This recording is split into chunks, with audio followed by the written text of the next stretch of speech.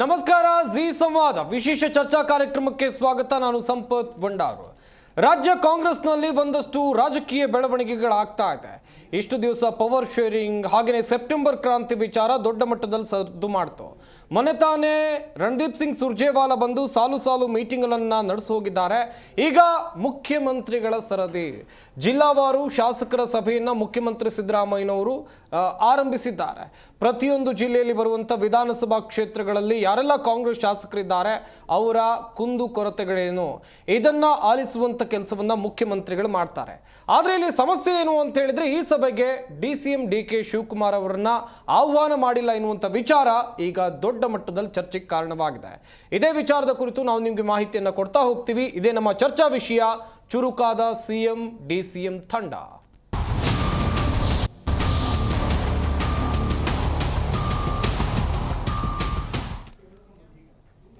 ವಿಭಾಗವಾರು ಶಾಸಕರ ಜೊತೆಯಲ್ಲಿ ಮುಖ್ಯಮಂತ್ರಿ ಸಿದ್ದರಾಮಯ್ಯ ಸಭೆಯನ್ನ ನಡೆಸಿ ಅವರ ಕುಂದು ಕೊರತೆಗಳನ್ನು ಆಲಿಸಲಿದ್ದಾರೆ ಎನ್ನುವಂಥದ್ದು ಗೊತ್ತಾಗ್ತಾ ಇದೆ. 4 ದಿನಗಳ ಕಾಲ ನಡೆಯಲಿರುವಂಥ ಮೀಟಿಂಗ್ ಇದು. ಕಳೆದ 2 ದಿನಗಳಿಂದ ಶಾಸಕರ ಜೊತೆಯಲ್ಲಿ ಮೀಟಿಂಗ್ ಅನ್ನ ನಡೆಸ್ತಾ ಇದ್ದಾರೆ. 7 ವಲಯಗಳ ಕಾಂಗ್ರೆಸ್ ಶಾಸಕರ ಜೊತೆಯಲ್ಲಿ ಚರ್ಚೆ, ಕ್ಷೇತ್ರದ ಅಭಿವೃದ್ಧಿ, ಅನುದಾನಗಳ ವಿಚಾರ ಮಂಥನ.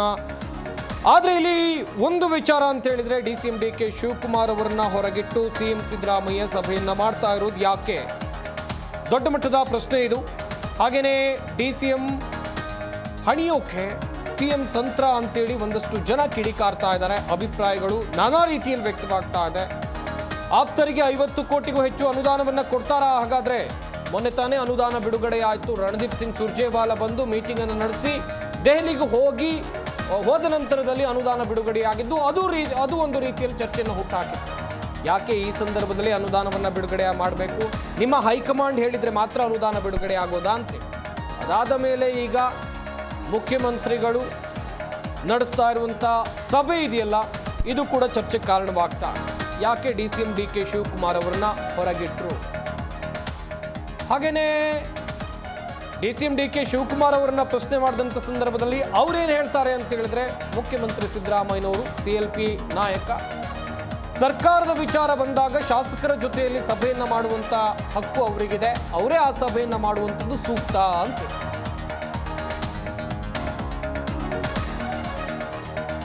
ನಾನಾ ರೀತಿಯ ಬದಲಾವಣೆಗಳು ಬೆಳವಣಿಗೆಗಳು ರಾಜ್ಯ ಕಾಂಗ್ರೆಸ್ನಲ್ಲಿ ಆಗ್ತಾ ಇದೆ ಅನ್ನುವಂಥದ್ದು ವೆರಿ ಕ್ಲಿಯರ್. ನಾನು ಆಗಲೇ ಹೇಳ್ತಾ ಇದ್ದೆ, ಸೆಪ್ಟೆಂಬರ್ ಕ್ರಾಂತಿ ಒಂದ್ ಕಡೆ ಆದರೆ ಪವರ್ ಶೇರಿಂಗ್ ವಿಚಾರ ದೊಡ್ಡ ಮಟ್ಟದಲ್ಲಿ ಚರ್ಚೆ ಆಯಿತು. ಆ ಬಳಿಕ ತಣ್ಣಗಾಗುತ್ತೆ ಎನ್ನುವಂಥ ಸಂದರ್ಭದಲ್ಲೇ ಈ ರೀತಿಯಾದಂಥ ಸಭೆ ಇದೆಯಲ್ಲ, ಇದು ಎಲ್ಲ ಒಂದು ಕಡೆಯಲ್ಲಿ ಒಂದಷ್ಟು ಚರ್ಚೆಗಳನ್ನು ಹುಟ್ಟುಹಾಕಿದೆ.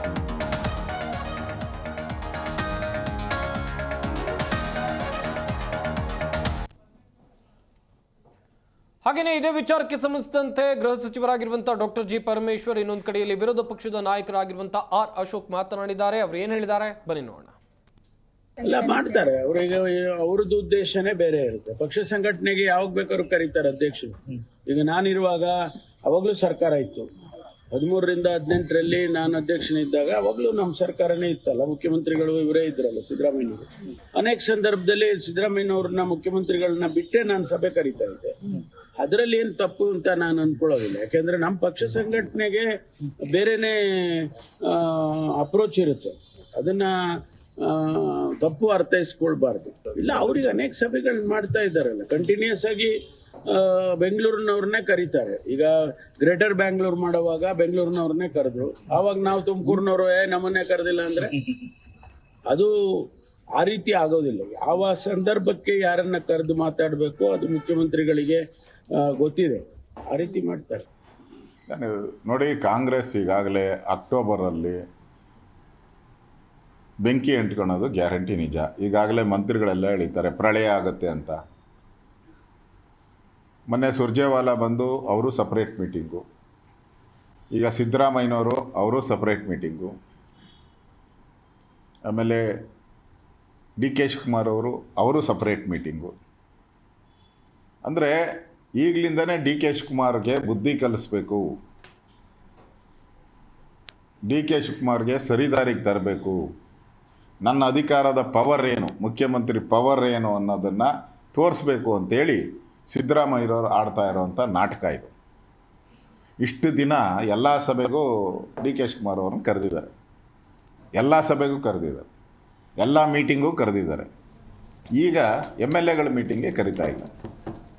ಅಂದರೆ ಡಿ ಕೆ ಶಿವಕುಮಾರ್ನ ಹೊರಗಡೆ ಇರಬೇಕು ಅನ್ನೋದು. ಮತ್ತು ಅವ್ರಿಗೆ ಕಾಂಗ್ರೆಸ್ ಪಾರ್ಟಿ ಸದ್ಯ ಈ ಮೀಟಿಂಗ್ಗೆ DCM DK ಶಿವಕುಮಾರ್ ಅವರನ್ನ ಕರೆಯದೇ ಇರೋದು ನಾನಾ ರೀತಿಯಲ್ಲಿ ಚರ್ಚೆಗೆ ಕಾರಣವಾಗ್ತಾ ಇದೆ. ಒಂದು ಕಡೆಯಲ್ಲಿ ಅವರದ್ದೇ ಪಕ್ಷದ ನಾಯಕರಾಗಿರುವಂಥ ಡಾಕ್ಟರ್ ಜಿ ಪರಮೇಶ್ವರ್ ಅವರು ಏನು ಹೇಳಿದ್ರು ಎನ್ನುವುದಾಗಿ ನೋಡಿದ್ರಿ. ಅದಾದ ಬಳಿಕ ವಿಪಕ್ಷ ನಾಯಕರಾಗಿರುವಂಥ ಆರ್ ಅಶೋಕ್ ಅವರು ಕೂಡ ಮಾತನಾಡಿದ್ರು, ಒಂದು ರೀತಿ ಅಕ್ಟೋಬರ್ನಲ್ಲಿ ಕ್ರಾಂತಿ ಆಗುತ್ತೆ ಕಾಂಗ್ರೆಸ್ ಪಕ್ಷದಲ್ಲಿ ಅಂತ ಹೇಳಿ. ಚರ್ಚೆಯನ್ನು ಮಾಡ್ತಾ ಹೋಗೋಣ. ನಮ್ಮ ಸ್ಟುಡಿಯೋದಲ್ಲಿ ವಿವಿಧ ಪಕ್ಷದ ರಾಜಕೀಯ ವಕ್ತಾರರು ಕೂಡ ಜಾಯ್ನ್ ಆಗಿದ್ದಾರೆ. ಮೊದಲನೇದಾಗಿ ಬಿಜೆಪಿ ವಕ್ತಾರರಾಗಿರುವಂಥ ಗೋವಿಂದ ರಾಜು ಅವರು ನಮ್ಮ ಈ ಕಾರ್ಯಕ್ರಮದಲ್ಲಿದ್ದಾರೆ. ಸರ್ ನಮಸ್ಕಾರ, ಕಾರ್ಯಕ್ರಮಕ್ಕೆ ಸ್ವಾಗತ. ಕಾಂಗ್ರೆಸ್ ವಕ್ತಾರರಾಗಿರುವಂಥ ಕುಮಾರ್ KH ಅವರು ನಮ್ಮ ಈ ಕಾರ್ಯಕ್ರಮದಲ್ಲಿದ್ದಾರೆ. ಸರ್ ನಮಸ್ಕಾರ, ಕಾರ್ಯಕ್ರಮಕ್ಕೆ ಸ್ವಾಗತ. ಆಮ್ ಆದ್ಮಿ ಪಕ್ಷದ ವಕ್ತಾರರಾಗಿರುವಂಥ ಅನಿಲ್ ನಾಚಪ್ಪ ಅವರಿದ್ದಾರೆ. ಸರ್ ನಮಸ್ಕಾರ, ಕಾರ್ಯಕ್ರಮಕ್ಕೆ ಸ್ವಾಗತ. ಕುಮಾರ್ ಅವರೇ, ನಿಮ್ಮದೇ ಪಾರ್ಟಿಯ ಮೀಟಿಂಗ್, ಸಾಲು ಮೀಟಿಂಗ್ ಮಾಡಿದ್ರಿ. ಮೊದಲನೇದಾಗಿ ರಣದೀಪ್ ಸಿಂಗ್ ಸುರ್ಜೇವಾಲಾ ಬಂದು ಮೀಟಿಂಗ್ ಮಾಡಿದ್ರು. ಅದಾದ ಬಳಿಕ ಮುಖ್ಯಮಂತ್ರಿ ಸಿದ್ದರಾಮಯ್ಯನವರ ಸಭೆ. ಯಾಕೆ ಸರ್ DCM DK ಶಿವಕುಮಾರ್ ಅವರಿಗೆ ಆಹ್ವಾನ ಕೊಟ್ಟಿಲ್ಲ ಈ ಮೀಟಿಂಗ್ಗೆ? ನೋಡಿ, ಒಂದು ಸಂವಿಧಾನಿಕವಾಗಿ ಏನಾದರೂ ಮಾತನಾಡಬೇಕಾದ್ರೆ ಕೆಲವು ವಿಷಯಗಳು ಬಂದಾಗ ಕೆಲವು ವಿಚಾರಗಳಿಗೆ ಮುಖ್ಯಮಂತ್ರಿಗಳಿಗಲ್ಲದೆ ಮುಖ್ಯಮಂತ್ರಿಗಳ ಪರಮಾಧಿಕಾರ, ಮುಖ್ಯಮಂತ್ರಿಗಳ ವಿವೇಚನೆಗೆ ಬಿಟ್ಟಂತೆ ಕಾರ್ಯನಿರ್ವಹಿಸೋದು ಈ ಸರ್ಕಾರದಲ್ಲೇ ಆಗಲಿ, ಇನ್ನೊಂದು ಸರ್ಕಾರದಲ್ಲೇ ಆಗಲಿ, ಮತ್ತೊಂದು ಸರ್ಕಾರದಲ್ಲೇ ಆಗಲಿ, ಮಾನ್ಯ ಸಿದ್ದರಾಮಯ್ಯನವರು ಮತ್ತು DK ಶಿವಕುಮಾರ್ ಅವ್ರ ಮಧ್ಯೆ ಬೆಂಕಿ ಹಚ್ಚೋ ಕೆಲಸ ಈ ವಿಷಯದಲ್ಲಿ ಆಗಬಾರ್ದು ಅಂತ ನನ್ನ ಮತ್ತು ನಮ್ಮ ಪಕ್ಷದ ನೇರವಾದಂಥ ವಿಷಯ. ಯಾರು ಬೆಂಕಿ ಎತ್ತಾರು? ಯಾರು ಸರ್? ಅಲ್ಲ, ಯಾರ್ಯಾರು ಹಚ್ತಿದ್ದಾರೆ ಅಂತಂದರೆ ಅವ್ರಿಗೆ ಗೊತ್ತಾಗುತ್ತೆ. ನಾನು ಇವಾಗ ಅದಕ್ಕೆ ಹೇಳಿದ್ದೇನೆ, ಯಾರು ಬೆಂಕಿ ಹಚ್ಚಿದ್ದಾರೆ ಅಂತ. ಅವ್ರಿಗೆ ಗೊತ್ತಾಗುತ್ತೆ ಯಾರು ಬೆಂಕಿ ಹಚ್ತಿದ್ದಾರೆ, ಯಾತಕ್ಕೆ ಹಚ್ತಿದ್ದಾರೆ. ಅವ್ರ ಕಾರ್ಯಕ್ರಮಗಳು, ಅವ್ರ ಯೋಚನೆಗಳನ್ನು ಜನರ ಮುಂದೆ ಹೇಳೋಕ್ಕೆ ಅವ್ರಿಗೆ ಶಕ್ತಿ ಇಲ್ಲದೆ ಇರೋದಕ್ಕೆ ಕಾರಣ ಇಂಥ ವಿಚಾರಗಳನ್ನ ಮುಂದಕ್ಕೆ ತಂದು, ಅಲ್ರಿ ರೈತರಿಗೆ ಅಲ್ಲಿ ಗೊಬ್ಬರ ಸಿಗ್ತಿಲ್ಲ. ನಾವು ಕೇಂದ್ರ ಸರ್ಕಾರ ಈಗ ಸಂಸತ್ನಲ್ಲಿ ಸಭೆ ನಡೀತಿದೆ, ನಮ್ಮ MP ಗಳೆಲ್ಲ ಹೋಗಿ ಅಲ್ಲಿ ರೈತರಿಗೆ ತೊಂದರೆ ಆಗ್ತಿದೆಯಪ್ಪ, ನಾವು ಗೆದ್ದು ಬಂದಿದ್ದೀವಲ್ಲೆಲ್ಲ, ನಮ್ಮನ್ನ MP ಆಯ್ಕೆ ಮಾಡಿದ್ದಾರೆ, ಕಾಂಗ್ರೆಸ್ MP ಇದ್ದಾರೆ. ಅದೇ ಕೇಳಿ, ಅಸೆಂಬ್ಲಿಯಲ್ಲಿ ಇದು ಸಂಸತ್ತಲ್ಲಿ ಆ ವಿಚಾರಗಳು ಮಾತನಾಡಬೇಕು.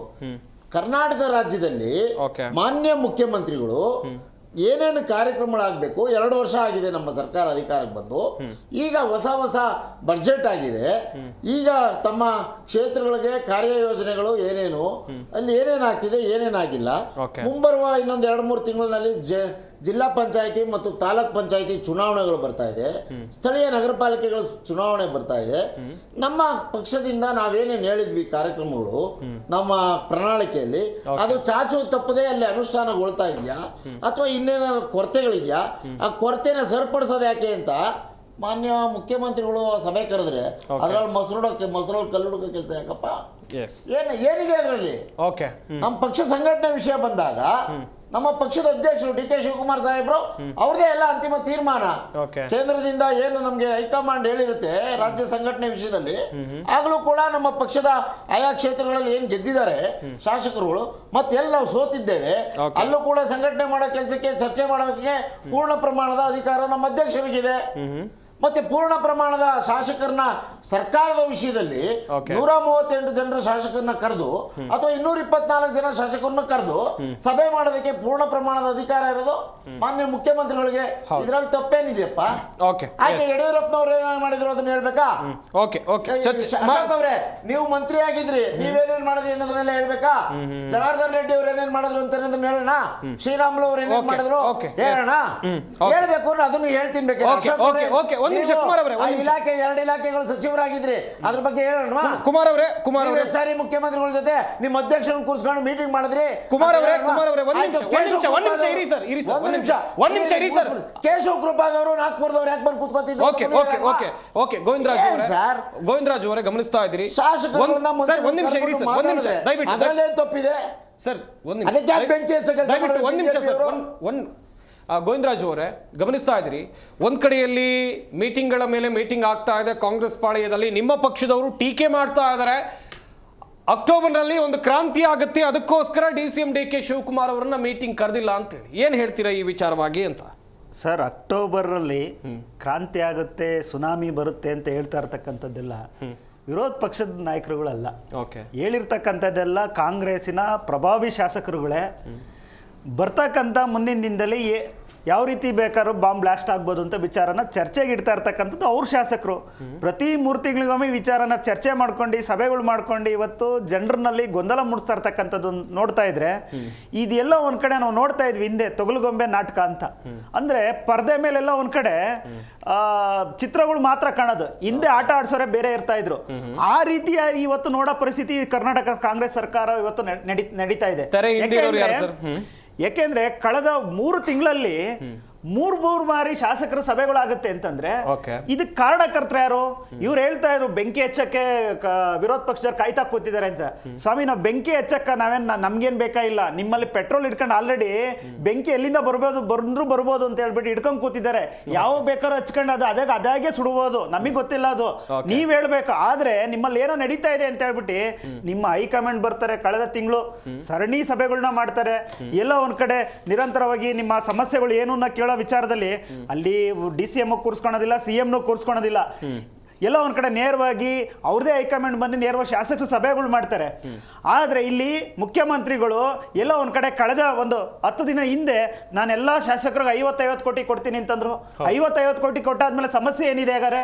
ಸೊ ಇಲ್ಲಿ ಸಮಸ್ಯೆ ಇರ್ತಕ್ಕಂಥದ್ದು ಏನು ಅಂದ್ರೆ, ಇವತ್ತು ಎಲ್ಲ ಒಂದ್ ಕಡೆ ಅವ್ರ ಚೇರ್ನ ಬಿಟ್ಕೊಡೋ ಅಂತ ಪರಿಸ್ಥಿತಿ ಆಲ್ರೆಡಿ ಸೃಷ್ಟಿಯಾಗಿರೋದ್ರಿಂದ ನಿರಂತರವಾಗಿ ನಾನು ನೇರವಾಗಿ ಶಾಸಕರುಗಳನ್ನ ವಿಶ್ವಾಸಕ್ಕೆ ತಗೋಬೇಕು ಅಂತ ಹೇಳ್ಬಿಟ್ಟು ಸಿದ್ದರಾಮಯ್ಯನವ್ರಿಗೆ ಅನ್ಸಿದೆ. ಅದಕ್ಕೋಸ್ಕರ ಎಲ್ಲ ಒಂದ್ ಕಡೆ ಅನುದಾನದ ಹೆಸರು ಹೇಳಿ ಇವತ್ತು ಸನ್ಮಾನ್ಯ ಮುಖ್ಯಮಂತ್ರಿಗಳು ಶಾಸಕರನ್ನ ವಿಶ್ವಾಸಕ್ಕೆ ತಗೊಬೇಕು, ಈ ತರ ಸಭೆಗಳು ಮಾಡಿ ಅಂತ ಹೇಳ್ಬಿಟ್ಟು ಒಂದೇ ಉದ್ದೇಶ ಇಟ್ಕೊಂಡು ಇವತ್ತು ಎಲ್ಲೂ ರಾಜ್ಯದಲ್ಲಿ ಸಮಸ್ಯೆಗಳ ಬಗ್ಗೆ ಎಲ್ಲ ಒಂದ್ ಕಡೆ ಚರ್ಚೆ ಮಾಡ್ತೀನಿ ಅಂದ್ರೆ ಎಲ್ಲಾ ಶಾಸಕರು ಸಚಿವ ಸಂಪುಟ ಕರೆದಿ ಇವತ್ತು ಸಮಸ್ಯೆಗಳ ಬಗ್ಗೆ ಚರ್ಚೆ ಮಾಡ್ತಾ ಇದ್ರು. ಸರ್, ಇವತ್ತು ಸರಿಯಾಗಿ ಗೊಬ್ಬರ ವಿತರಣೆ ಆಗ್ತಾ ಇಲ್ಲ. ಇವತ್ತು ಸರ್ಪ್ಲಸ್ ಆಗಿ 2 lakh metric ton Karnataka supply ಆದ್ರು, ಇವರೆಲ್ಲ ಒಂದ್ ಕಡೆ ಕಾಳೆ ಸಂತೆಗಳಲ್ಲಿ ಮಾರ್ಕೊಂಡು ಇವತ್ತು ರೈತರಿಗೆಲ್ಲ ಅನ್ಯಾಯ ಮಾಡ್ತಾ ಇರ್ತಕ್ಕಂಥದ್ದು ಕಾಂಗ್ರೆಸ್ ಅವರು. ಸರಿಯಾಗಿ ಒಂದು ತಲುಪಿಸುವಂತ ಕೆಲಸ ಮಾಡಿದ್ರೆ ರೈತರ ಪ್ರತಿಭಟನೆ ಮಾಡ್ಬೇಕಾಯ್ತು ಸರ್. ಈಗ ಕಾಂಗ್ರೆಸ್ ಒಂದು ಇದಿದೆ ಸರ್, ಅಧಿಕಾರಕ್ಕೆ ಬಂದಾಗೆಲ್ಲ ಒಂದು ಅಧಿಕಾರಕ್ಕೆ ಬಂತು ಅಂದ್ರೆ ಗ್ಯಾಸ್ ನ ಬುಕ್ ಮಾಡಿದ್ರೆ ತಿಂಗಳಾನ್ಗಟ್ಲೆ 2 ತಿಂಗಳು 3 ತಿಂಗಳು ಕಾಯ್ಬೇಕು. ಅದೇ ರೀತಿ ಇವರು ಅಧಿಕಾರಕ್ಕೆ ಬಂದ್ರೆ ಕರ್ನಾಟಕದಲ್ಲೂ ಕೂಡ ಇವತ್ತು ಎಕ್ಸಾಂಪಲ್ ಕಾಣ್ತಾ ಇದೆ, ಗೊಬ್ಬರನು ಕೂಡ ಎಲ್ಲೋ ಒಂದ್ ಕಡೆ ಗಲಾಟೆ ಮಾಡಿ ಕಿತ್ಕೊಳ್ಳೋಂತ ಪರಿಸ್ಥಿತಿ ಇವತ್ತು ನಿರ್ಮಾಣ ಮಾಡ್ತಾ ಇದ್ದಾರೆ. ಇಂಥ ಕಾಂಗ್ರೆಸ್ ಸರ್ಕಾರ ಇವತ್ತು ರಾಜ್ಯದ ಏಳಿಗೆ ಬಗ್ಗೆ ಎಲ್ಲೂ ಕೂಡ ಮುಖ್ಯಮಂತ್ರಿಗಳು ಸಭೆ ತಗೊಂಡಿಲ್ಲ. ಅವರ ಕುರ್ಚಿ ಉಳಿಸ್ಕೊಳಕ್ಕೋಸ್ಕರ ಸಭೆ ತಗೊಂಡು ಏನನ ಮಾಡಿ ಬರ್ತಕ್ಕಂಥ ಸುನಾಮಿಯನ್ನ ನವೆಂಬರ್ ಅಲ್ಲೋ ಇನ್ನೊಂದರ ಮತ್ತೊಂದರಲ್ಲೋ ಅವ್ರು ಹೇಳೋ ಪ್ರಕಾರ ನಮ್ಗಂತೂ ಗೊತ್ತಿಲ್ಲ, ಎಲ್ಲ ಒಂದ್ ಕಡೆ ಅದು ಬ್ಲಾಸ್ಟ್ ಆಗುತ್ತೆ ಒಂದೇ ಉದ್ದೇಶ ಇಟ್ಕೊಂಡಿತ್ತು ಸಭೆಗಳನ್ನ ಮಾಡ್ತಾ ಇದ್ದಾರೆ. ಗಮನಿಸಿದ್ರೆ ವೀಕ್ಷಕರೇ, ಒಂದ್ ಕಡೆಯಲ್ಲಿ ಆಡಳಿತ ಪಕ್ಷದ ಅಭಿಪ್ರಾಯ, ಇನ್ನೊಂದು ಕಡೆಯಲ್ಲಿ ವಿರೋಧ ಪಕ್ಷದ ಅಭಿಪ್ರಾಯ. ಇವತ್ತು CM ನಡೆಸಿದಂತ ಸಭೆಗೆ ಯಾಕೆ DCM ಅವರನ್ನ ಕರೀಲಿಲ್ಲ ಎನ್ನುವಂಥದ್ದಾಗಿ ದೊಡ್ಡ ಮಟ್ಟದಲ್ಲಿ ಚರ್ಚೆ ಆಗ್ತಾ ಇದೆ. ಅನಿಲ್ ನಾಚಪ್ಪ ಅವರನ್ನ ಮಾತನಾಡಿಸ್ತಾ ಹೋಗೋಣ. ಸರ್, ಚರ್ಚೆಗಳಾಯಿತು, ಒಂದಷ್ಟು ಅಭಿಪ್ರಾಯಗಳು ವ್ಯಕ್ತವಾಯಿತು, ನೀವು ಕೂಡ ಗಮನಿಸಿದ್ರೆ. ನಿಮ್ಮ ಪ್ರಕಾರ ಯಾಕೆ ಸರ್ DCM DK ಶಿವಕುಮಾರ್ ಅವರನ್ನ ಕರೆದಿಲ್ಲ ಮೀಟಿಂಗ್ಗೆ? ಅಷ್ಟೇ ನೋಡಿ ಸರ್, ಈಗ ಮೊದಲು ಏನು ದೆಹಲಿಗೆ ಹೋಗಿ ಬಂದರು ಮುಖ್ಯಮಂತ್ರಿಗಳು ಮತ್ತು DCM, ಅದಾದಮೇಲೆ ಮುಖ್ಯಮಂತ್ರಿಗಳ ಬಲ ಹೆಚ್ಚಾಗಿದೆ ಅಂತ ಅನ್ನಿಸ್ತಾ ಇದೆ. ಯಾಕಂದರೆ ಅವರೇ ಹೇಳಿದ ಪ್ರಕಾರ 100 ಜನ ಶಾಸಕರು ಮುಖ್ಯಮಂತ್ರಿಗಳ ಜೊತೆ ಇದ್ದಾರೆ, ಉಳಿದ 36 ಜನ ಶಾಸಕರು DK ಶಿವಕುಮಾರ್ ಜೊತೆ ಇದ್ದಾರೆ ಅಂತೇಳಿ ಒಳಗಿನ ಸುದ್ದಿ ಒಂದು. ಅದಾದಮೇಲೆ DK ಶಿವಕುಮಾರ್ ಅವ್ರನ್ನ ನಿಜವಾಗ್ಲೂ ಕರ್ನಾಟಕದಲ್ಲಿ ಎಲ್ಲ ವರ್ಗಗಳ ಜನಗಳು ವೆಲ್ಕಮ್ ಮಾಡ್ತಾರೆ ಅನ್ನೋದು ಮುಖ್ಯವಾದ ವಿಷಯ. ಇವತ್ತು ಇರೋದು ಯಾರು? ಸಿದ್ದರಾಮಯ್ಯ ಅವರು ಅಹಿಂದದಿಂದ ಬಂದವರು, ಮುಸಲ್ಮಾನರಾಗಿರ್ಬೋದು, ಬೇರೆ ಬೇರೆ ಚಿಕ್ಕ ಗುಂಪುಗಳು ಸೇರಿ ಅವರನ್ನು ಸಪೋರ್ಟ್ ಮಾಡ್ತಿದ್ದಾರೆ. ಅವರನ್ನು ಇಳಿಸೋದು ದೊಡ್ಡ ತಲೆನೋವಿನ ಕೆಲಸ ಅಂತೇಳಿ ಇವತ್ತಾಗಲೇ ಅವ್ರ ಹೈಕಮಾಂಡ್ಗೂ ಗೊತ್ತಾಗಿದೆ. DK ಶಿವಕುಮಾರ್ ಅವರಿಗೆ ಕೊಟ್ಟರೆ ಕರ್ನಾಟಕದಲ್ಲಿ ಕಾಂಗ್ರೆಸ್ ಅಂತ್ಯ ಆಗ್ಬೋದು ಅನ್ನೋದು ಸಹ ಗೊತ್ತಾಗಿದೆ. ಇವತ್ತು ಇದೇ 2 ಬಣಗಳೇನಾದರೂ ಇಬ್ಬರು ಒಟ್ಟಿಗೆ 5 ವರ್ಷ ಕಂಪ್ಲೀಟ್ ಮಾಡಿದರೆ ಹೆಚ್ಚಿನ ಲಾಭ ಕಾಂಗ್ರೆಸ್ಸಿಗೆ ಅನ್ನೋದನ್ನು ಸಹ ಈಗ ಸರ್ವೆಗಳಲ್ಲಿ ಅವರು ಇಂಟರ್ನಲ್ ಸರ್ವೆಗಳಲ್ಲಿ ಗೊತ್ತಾಗಿರುವಂಥದ್ದು. ಯಾಕಂದರೆ ಇವತ್ತು ನಡ್ಕೊಂಡು ಹೋಗ್ತಿರೋ ಗೌರ್ಮೆಂಟಿಗೆ ಕರೆಕ್ಟಾಗಿ ವಿರೋಧ ಪಕ್ಷಗಳು ಸರಿಯಾಗಿ ಅದನ್ನು ಕಟ್ ಹಾಕೋದಕ್ಕೆ ವಿಫಲರಾಗಿದ್ದಾರೆ. ಯಾರು ಆರ್ ಅಶೋಕರಾಗಿರ್ಬೋದು, CT ರವಿಯವರಾಗಿರ್ಬೋದು, ಯಾರ್ಯಾರು ಬೇರೆ ನಾಯಕರುಗಳು. ಯಾಕಂದರೆ ಇವರೆಲ್ಲರದ್ದು ಉದ್ಯಮಗಳು ಇರೋದ್ರಿಂದ ಸರ್ಕಾರ ಏನಾದರೂ ಅನುದಾನ ಕೊಟ್ಟರೆ ಮಾತ್ರ ಇವರು ಈ 5 ವರ್ಷಗಳಲ್ಲಿ ಆ ಉದ್ಯಮಗಳನ್ನ ಉಳಿಸ್ಕೊಳ್ಳೋಂಥ ಪರಿಸ್ಥಿತಿ ಬಂದಿರೋದು ವಿರೋಧ ಪಕ್ಷಗಳಿಗೆ ಅನಿವಾರ್ಯವಾಗಿದೆ. ಇವತ್ತು ಹೆಂಗಾದರೂ ಸೆಟ್ಲ್ಮೆಂಟ್ ಮಾಡಿಕೊಂಡು ನಾವು ಈ 5 ವರ್ಷ ತಳ್ಳಿಬಿಡೋಣ ಅಂತೇಳಿ. ಇನ್ನು ಮುಂಬರುವ 5 ವರ್ಷಗಳಲ್ಲೂ ಸಹ BJPಗೆ ಈ ಸೌತ್ ಇಂಡಿಯಾದಲ್ಲಿ ಇದ್ದ ಒಂದು ಕರ್ನಾಟಕ ಇದೂ ಸಹ ಕಮ್ಮಿ ಆಗುವಂಥ ಸಾಧ್ಯತೆಗಳು ಎಲ್ಲ ಇದೆ ಅಂತೇಳಿ ಇವತ್ತಿನ ಸಮೀಕ್ಷೆಗಳು, ಅವರ ಆಂತರಿಕ ಸಮೀಕ್ಷೆಗಳು ಸಹ ಹೇಳ್ತಾ ಇದೆ. ಅದಕ್ಕೆ ನಾವು ಹೋಗೋದಿಲ್ಲ. ಮೊದಲನೇದು ಇವತ್ತೇನಾಗಿದೆ ಅಂದರೆ ಸರ್, ಇಡೀ ಕರ್ನಾಟಕದಲ್ಲಿ ಟಿ ವಿ ಮಾಧ್ಯಮಗಳು ಸೇರಿ ಇವತ್ತೇನು ಚರ್ಚೆ ಮಾಡಬೇಕಾಗಿತ್ತು, ಏನು ರಸಗೊಬ್ಬರ ಇಡೀ ರಾಜ್ಯದಲ್ಲಿ ಕಮ್ಮಿ ಆಗಿದೆ, ಸಿಗ್ತಾ ಇಲ್ಲ, ಜನ ಕ್ಯೂ ನಿಲ್ಲಬೇಕು, ಅದನ್ನು ಬಿಟ್ಟು ನಾವು ಪ್ರಥಮ ಬಗ್ಗೆ ಯೋಚನೆ ಮಾಡ್ತಿದ್ದೀವಿ. ಅವನಿಗೆ ಎಷ್ಟು ಮಕ್ಕಳು ಹುಟ್ಬೋದು ಮುಂದೆ, ಇಲ್ಲ ಅವ್ನು ಯಾವಾಗ ಮದುವೆ ಆಗಿದ್ದ, ಇದ್ರ ಬಗ್ಗೆ ನಾವು ಯೋಚನೆ ಮಾಡೋಂಥ ಪರಿಸ್ಥಿತಿ ಕರ್ನಾಟಕ ರಾಜ್ಯದಲ್ಲಿ ಬಂದು ಆಗಿದೆ. ಇವತ್ತು ಬೆಳಗ್ಗೆ ಎದ್ರೆ ಸಾಯಂಕಾಲ ಎದ್ರೆ ಫೋನ್ ಆಗಿರ್ಬೋದು, ಟಿ ವಿ ಮಾಧ್ಯಮಗಳಾಗಿರ್ಬೋದು, ಕೆಲ್ಸಕ್ಕೆ ಬಾರ್ದಲ್ಲಿರೋ ವಿಷಯಗಳ ಬಗ್ಗೆ ನಾವು ಚರ್ಚೆ ನೀವು ನೋಡಿಲ್ಲ ಅನ್ಸುತ್ತೆ ಸರ್ ರಸಗೊಬ್ಬರದ ಬಗ್ಗೆ. ನಾನು ನಿಮ್ಮ ಬಗ್ಗೆ ಹೇಳ್ತಾ ಇಲ್ಲ, ಬಹುತೇಕ ಟಿವಿ ಸರ್, ನಾನು ನಿಮ್ಮ ಚಾನಲ್ ಇವತ್ತು ಕೂತಿದ್ದೀನಿ, ಇದು ನನ್ನ ಸಂತೋಷ. ಇವತ್ತು ಬಹುತೇಕ ಟಿವಿ ಚಾನಲ್ಗಳು ಏನಾಗೋಗಿದೆ ಅಂದ್ರೆ ಯಾರಿಗೂ ಸಹ ಕರ್ನಾಟಕದ ಜನ ಕಷ್ಟಪಡ್ತಿರೋದು ಗೊತ್ತಾಗ್ತಾ ಇಲ್ಲ. ಆಯ್ತಾ, ಇವತ್ತೇನು ಬಿಜೆಪಿ ಅವ್ರು ಹೇಳಿದ್ರು ರಸಗೊಬ್ಬರ ಇವತ್ತು ರಸಗೊಬ್ಬರದ ಬಗ್ಗೆ ಏನು ನಮ್ಮ ಬಿಜೆಪಿ ಅವ್ರು ಹೇಳಿದ್ರು, ಇದೇ ಪಕ್ಷದವರು ಅದೇ ರಸಗೊಬ್ಬರ ಕೇಳ್ಕೊಂಡು ಬಂದವರಿಗೆ ಗುಂಡುಕ್ಕಿ ಕೊಲೆ ಮಾಡಿರುವಂತ ಪಕ್ಷ ಇದು. ಮೊದಲನೇ ಬಾರಿಗೆ ಏನು ಯಡಿಯೂರಪ್ಪನವರು ಸಿಎಂ ಆದ್ರು, ಅವತ್ತು ಹಸಿರು ಶಾಲು ಹಾಕಿದವರಿಗೆ ಗುಂಡು ಹೊಡೆದು ಏನು ಗೋಲಿಬಾರ್ ಮಾಡಿರುವಂತ ಪಕ್ಷ. ಇವತ್ತು ಅವ್ರ ನೈತಿಕತೆ ಬಿಟ್ಟು ಬೇರೆ ಏನೇನೋ ಮಾತಾಡಕ್ ಹೊರಡ್ತಾ ಇದ್ದಾರೆ. ಆದ್ರೆ ಇವತ್ತಿನ ಪರಿಸ್ಥಿತಿಯಲ್ಲಿ ಆರ್ ಅಶೋಕ್ ಏನ್ ಮಾಡಬೇಕಾಗಿತ್ತು, ಇವತ್ತಿನ ಪರಿಸ್ಥಿತಿಯಲ್ಲಿ ಇವರೆಲ್ಲ ನಾಯಕರುಗಳು ಏನ್ ಮಾಡಬೇಕಿತ್ತು, ಬಿಜೆಪಿ ನಾಯಕರುಗಳು ಮುಖ್ಯವಾಗಿ ಮಾಡಬೇಕಾಗಿತ್ತು ಸರ್. ಮುಂಗಾರು ಈಗಾಗಲೇ ಮುಗಿತಾ ಬರ್ತಾ ಇದೆ, ಈಗೆಲ್ಲ ಬಿತ್ತನೆ ಮಾಡಬೇಕು. ಇವಾಗ ರಸಗೊಬ್ಬರ ಇಲ್ಲ, ನಿಮಗೆ ಎಣ್ಣೆ ಕಾಳುಗಳಿಲ್ಲ ಅಂದಾಗ ತುಂಬಾ ತೊಂದರೆ ಆಗುತ್ತೆ. ಮುಂದಿನ ನಮ್ಮ ಪ್ರೊಡಕ್ಷನ್ ಸಹ ಹಳ್ಳಿ ಭಾಗದಲ್ಲಿ ಬಹಳ ತೊಂದರೆ ಆಗುತ್ತೆ. ಬೆಂಗಳೂರು ನಗರ ಪ್ರದೇಶಗಳಲ್ಲಿ ಒಂದಿಲ್ಲ ಅಂದ್ರೆ ಇನ್ನೊಂದು ಸೇಲ್ ಆಗುತ್ತೆ ಸರ್. ಮೊಬೈಲ್ ಇಲ್ಲ ಅಂದ್ರೆ ಸಿಮ್ ಕಾರ್ಡ್ ಸೇಲ್ ಮಾಡ್ಕೊಂತಾನೆ, ಸಿಮ್ ಕಾರ್ಡ್ ಇಲ್ಲ ಅಂದ್ರೆ ಮೊಬೈಲ್ಗೆ ಹಾಕೋ ಕವರ್ ಸೇಲ್ ಮಾಡ್ಕೊಂಡು ಬದುಕೊಂತಾನೆ. ಆದ್ರೆ ಹಳ್ಳಿ ಭಾಗಗಳಲ್ಲಿ ಇವತ್ತು ಏನು ಕೊತ್ತಂಬರಿ ಬೆಳೆಸೋನು ಕೊತ್ತಂಬರಿನೇ ಬೆಳೆಸಬೇಕು, ಇಲ್ಲಾಂದ್ರೆ ಕಾಫಿ ಬೆಳೆಗಾರ ಕಾಫಿನೇ ಬೆಳೆಸಬೇಕು, ಟೀ ಬೆಳೆಗಾರ ಟೀನೇ ಬೆಳೆಸಬೇಕು. ಇವತ್ತು ನೀವು ಸರಿಯಾಗಿ ಏನೇನು ಕೊಡಬೇಕಾಗಿ ರಸಗೊಬ್ಬರಗಳನ್ನ ನೀವು ಕೊಡದಲ್ಲೇ ಇದ್ದಾಗ 5 ದಿನ ಲೇಟ್ ಆದ್ರೂ ಸಹ ಬರುವಂತ ಇಳುವರಿ ಬರೋದಿಲ್ಲ. ಆಯ್ತಾ, ಇವತ್ತು ಅವ್ರು ಏನು ಸಭೆ ಕರ್ಕೊಂಡು ಏನ್ ಚರ್ಚೆ ಮಾಡಿದಾರೆ ಅನ್ನೋದು ನಮ್ ಮುಖ್ಯ ಅಲ್ಲ. ಯಾವ ಮುಖ್ಯಮಂತ್ರಿ ಬಂದಿದ್ರು, ಉಪಮುಖ್ಯಮಂತ್ರಿಗಳು ಬಂದಿದ್ರು ಅನ್ನೋದು ನಮ್ ಮುಖ್ಯ ಅಲ್ಲ. ಸಭೆಯಲ್ಲಿ ಏನ್ ಚರ್ಚೆ ಆಗಿದೆ ಅನ್ನೋದು ಮುಖ್ಯ. ಈಗಾಗಲೇ ನಾವು ನೋಡ್ತಿದ್ವಿ ಕಾಂಗ್ರೆಸ್ ಅಲ್ಲಿ ಅಂತ ರಾಜಣ್ಣನವರು ಮುಖ್ಯಮಂತ್ರಿ ಸಿದ್ದರಾಮಯ್ಯ ಜೊತೆಲಿದ್ದವರು ಇವತ್ತು ಹೇಳ್ತಿದ್ದಾರೆ ಇನ್ನೊಂದು ಕೆಲವೇ ದಿನಗಳಲ್ಲಿ ಏನೋ ಬದಲಾವಣೆ ಆಗುತ್ತೆ ಅಂತೇಳಿ. ಇವರು ಅಧಿಕಾರಕ್ಕೋಸ್ಕರ ಇರೋದು. ಇವತ್ತು ಸಿದ್ದರಾಮಯ್ಯ ಅವ್ರ ಜೊತೆ ಇರ್ತಾರೆ, ನಾಳೆ ಡಿ ಕೆ ಶಿವಕುಮಾರ್ ಜೊತೆ ಹೋಗ್ತಾರೆ. ನಾಳೆ ಡಿ ಕೆ ಶಿವಕುಮಾರ್ ಅವರು ಮುಖ್ಯಮಂತ್ರಿ ಆದ್ರೂ ಸಹ ನಾನೇ ಇಲ್ಲಿ ಕೂತ್ಕೊಂಡು ಹೇಳ್ಬೋದು ಡಿ ಕೆ ಶಿವಕುಮಾರ್ ಎಲ್ಲ ವರ್ಗದ ಜನಗಳಿಗೆ, ಎಲ್ಲ ವರ್ಗದವ್ರಿಗೆ ಕೆಲಸ ಮಾಡಕ್ಕೆ ಹೊರಟಿದ್ದಾರೆ ಅಂತ. ಆದ್ರೆ ಇವತ್ತು ತನಕ ನಾನು ಕಾಣಲಿಲ್ಲ. ಅವ್ರ ಒಕ್ಕಲಿಗ ನಾಯಕ ಬಿಟ್ಟು ಅಸ್ಪೃಶ್ಯತರ ನಾಯಕ ಅಂತ ಎಲ್ಲೂ ತೋರಿಸ್ಕೊಳ್ಳಿಲ್ಲ, ಎಲ್ಲೂ ಮುಸಲ್ಮಾನರ ನಾಯಕ ಅಂತ ತೋರಿಸ್ಕೊಳ್ಳಿಲ್ಲ, ಎಲ್ಲೂ ಹಿಂದುಳಿದ ವರ್ಗದ ನಾಯಕ ಅಂತ ತೋರಿಸ್ಕೊಳ್ಳಿಲ್ಲ. ನೀವು ಹೆಂಗೆ ಒಂದೇ ಒಂದು ಇದಕ್ಕೆ ಸೇರ್ಕೊಂಡು ಇಡೀ ರಾಜ್ಯದಲ್ಲಿ ನೀವು ಮುಖ್ಯಮಂತ್ರಿ ಆಗ್ಬೋದು ಅನ್ನೋದು ಪ್ರಶ್ನಾರ್ಥಕ ಚಿಹ್ನೆ ಆಗಿ ಇವತ್ತು ಉಳಿದಿದೆ. ಇದಿಷ್ಟು ನನ್ನ ಮಾತು. ಅವ್ರು ಹೋಗಿದ್ರು, ಬಿಟ್ಟಿದ್ರು, ಕರೆದಿಲ್ವೋ ಅದು ಅವ್ರ ಆಂತರಿಕವಾದ ಇದು. ರಾಜ್ಯದಲ್ಲಿ ಸಭೆಗಳಾಗಬೇಕು. ಎಲ್ಲ MLAಗಳನ್ನ ಕರೆಸಿ ಆಗಾಗ ಮಾತಾಡ್ತಿದ್ರೆ ಆ ಭಾಗದ ಜನರಿಗೆ ನ್ಯಾಯ ಕೊಟ್ಟಂಗಾಗುತ್ತೆ ಅಂತ ನಾನು. ವೆಲ್ ಕುಮಾರ್ ಅವರೇ, ಕಾಂಗ್ರೆಸ್ನಲ್ಲಿ DCM DK ಶಿವಕುಮಾರ್ ಅವರ ಶಕ್ತಿ ಹೆಚ್ಚುತ್ತಾ ಇದೆ, ಹೀಗಾಗಿ ಅವರನ್ನ ಸೈಡ್ ಲೈನ್ ಮಾಡೋಕ್ಕಾಗಿ ಈ ಸಭೆಗೆ ಅವರನ್ನ ಕರೆದಿಲ್ಲ ಎನ್ನುವಂತ ಆರೋಪ. ಏನ್ ಹೇಳ್ತೀರಾ ಈ ವಿಚಾರಕ್ಕೆ ಸಂಬಂಧಿಸಿದಂತೆ? ಸರ್, ನಮ್ಮ ಪಕ್ಷ ಇರೋದು ರಾಜಕಾರಣದ ಪಕ್ಷಗಳು, ರಾಜಕೀಯ ಪಕ್ಷಗಳಿರೋದೇ ನಾಯಕರುಗಳನ್ನ ಬೆಳೆಸೋದಿಕ್ಕೆ ಮತ್ತು ಬೆಳೆಯೋದಿಕ್ಕೆ. ಅದರಲ್ಲಿ ತಪ್ಪೇನಿದೆ ಸರ್? ತಪ್ಪೇನಿದೆ? ನಮ್ಮ ಪಕ್ಷದಲ್ಲಿ 100 ಜನ ನಾಯಕರುಗಳಿದ್ದಾರೆ. 100 ಜನ ನಾಯಕರುಗಳು ಮುಖ್ಯಮಂತ್ರಿಗಳಾಗುವಷ್ಟು ಅವ್ರಿಗೆ ಪರಿಣಿತಿ ಇದೆ ಮತ್ತು ಅವ್ರಿಗೆ ಅದರದೇ ಆದಂಥ ಪರಿಶ್ರಮ ಇದೆ ಮತ್ತು ಅವ್ರಿಗೆ ನಾನು ಯೋಗ್ಯತೆಯನ್ನ ಪದ ಬಳಸೋದಿಲ್ಲ, ದೊಡ್ಡ ಪದ ಆಗುತ್ತೆ ನನ್ನ ಬಾಯಿನಲ್ಲಿ. ಅವ್ರಿಗೆ ಆ ಥರದ್ದು ಒಂದು ಚಾಕಚಕ್ಯತೆ ಇದೆ ಮತ್ತು ಅವ್ರಿಗೆ ಗೌರವಾನ್ವಿತವಾಗಿ ಆ ಪದವಿಯನ್ನು ಸ್ವೀಕಾರ ಮಾಡಿ ಜನರಿಗೆ ಕೊಡಬೇಕಾಗಿರುವಂಥ ಏನು ಸವಲತ್ತುಗಳು, ಏನು ಕಾರ್ಯಕ್ರಮಗಳು ಅದು ಕೊಡಕ್ಕೆ ಶಕ್ತಿವಂತರಿದ್ದಾರೆ.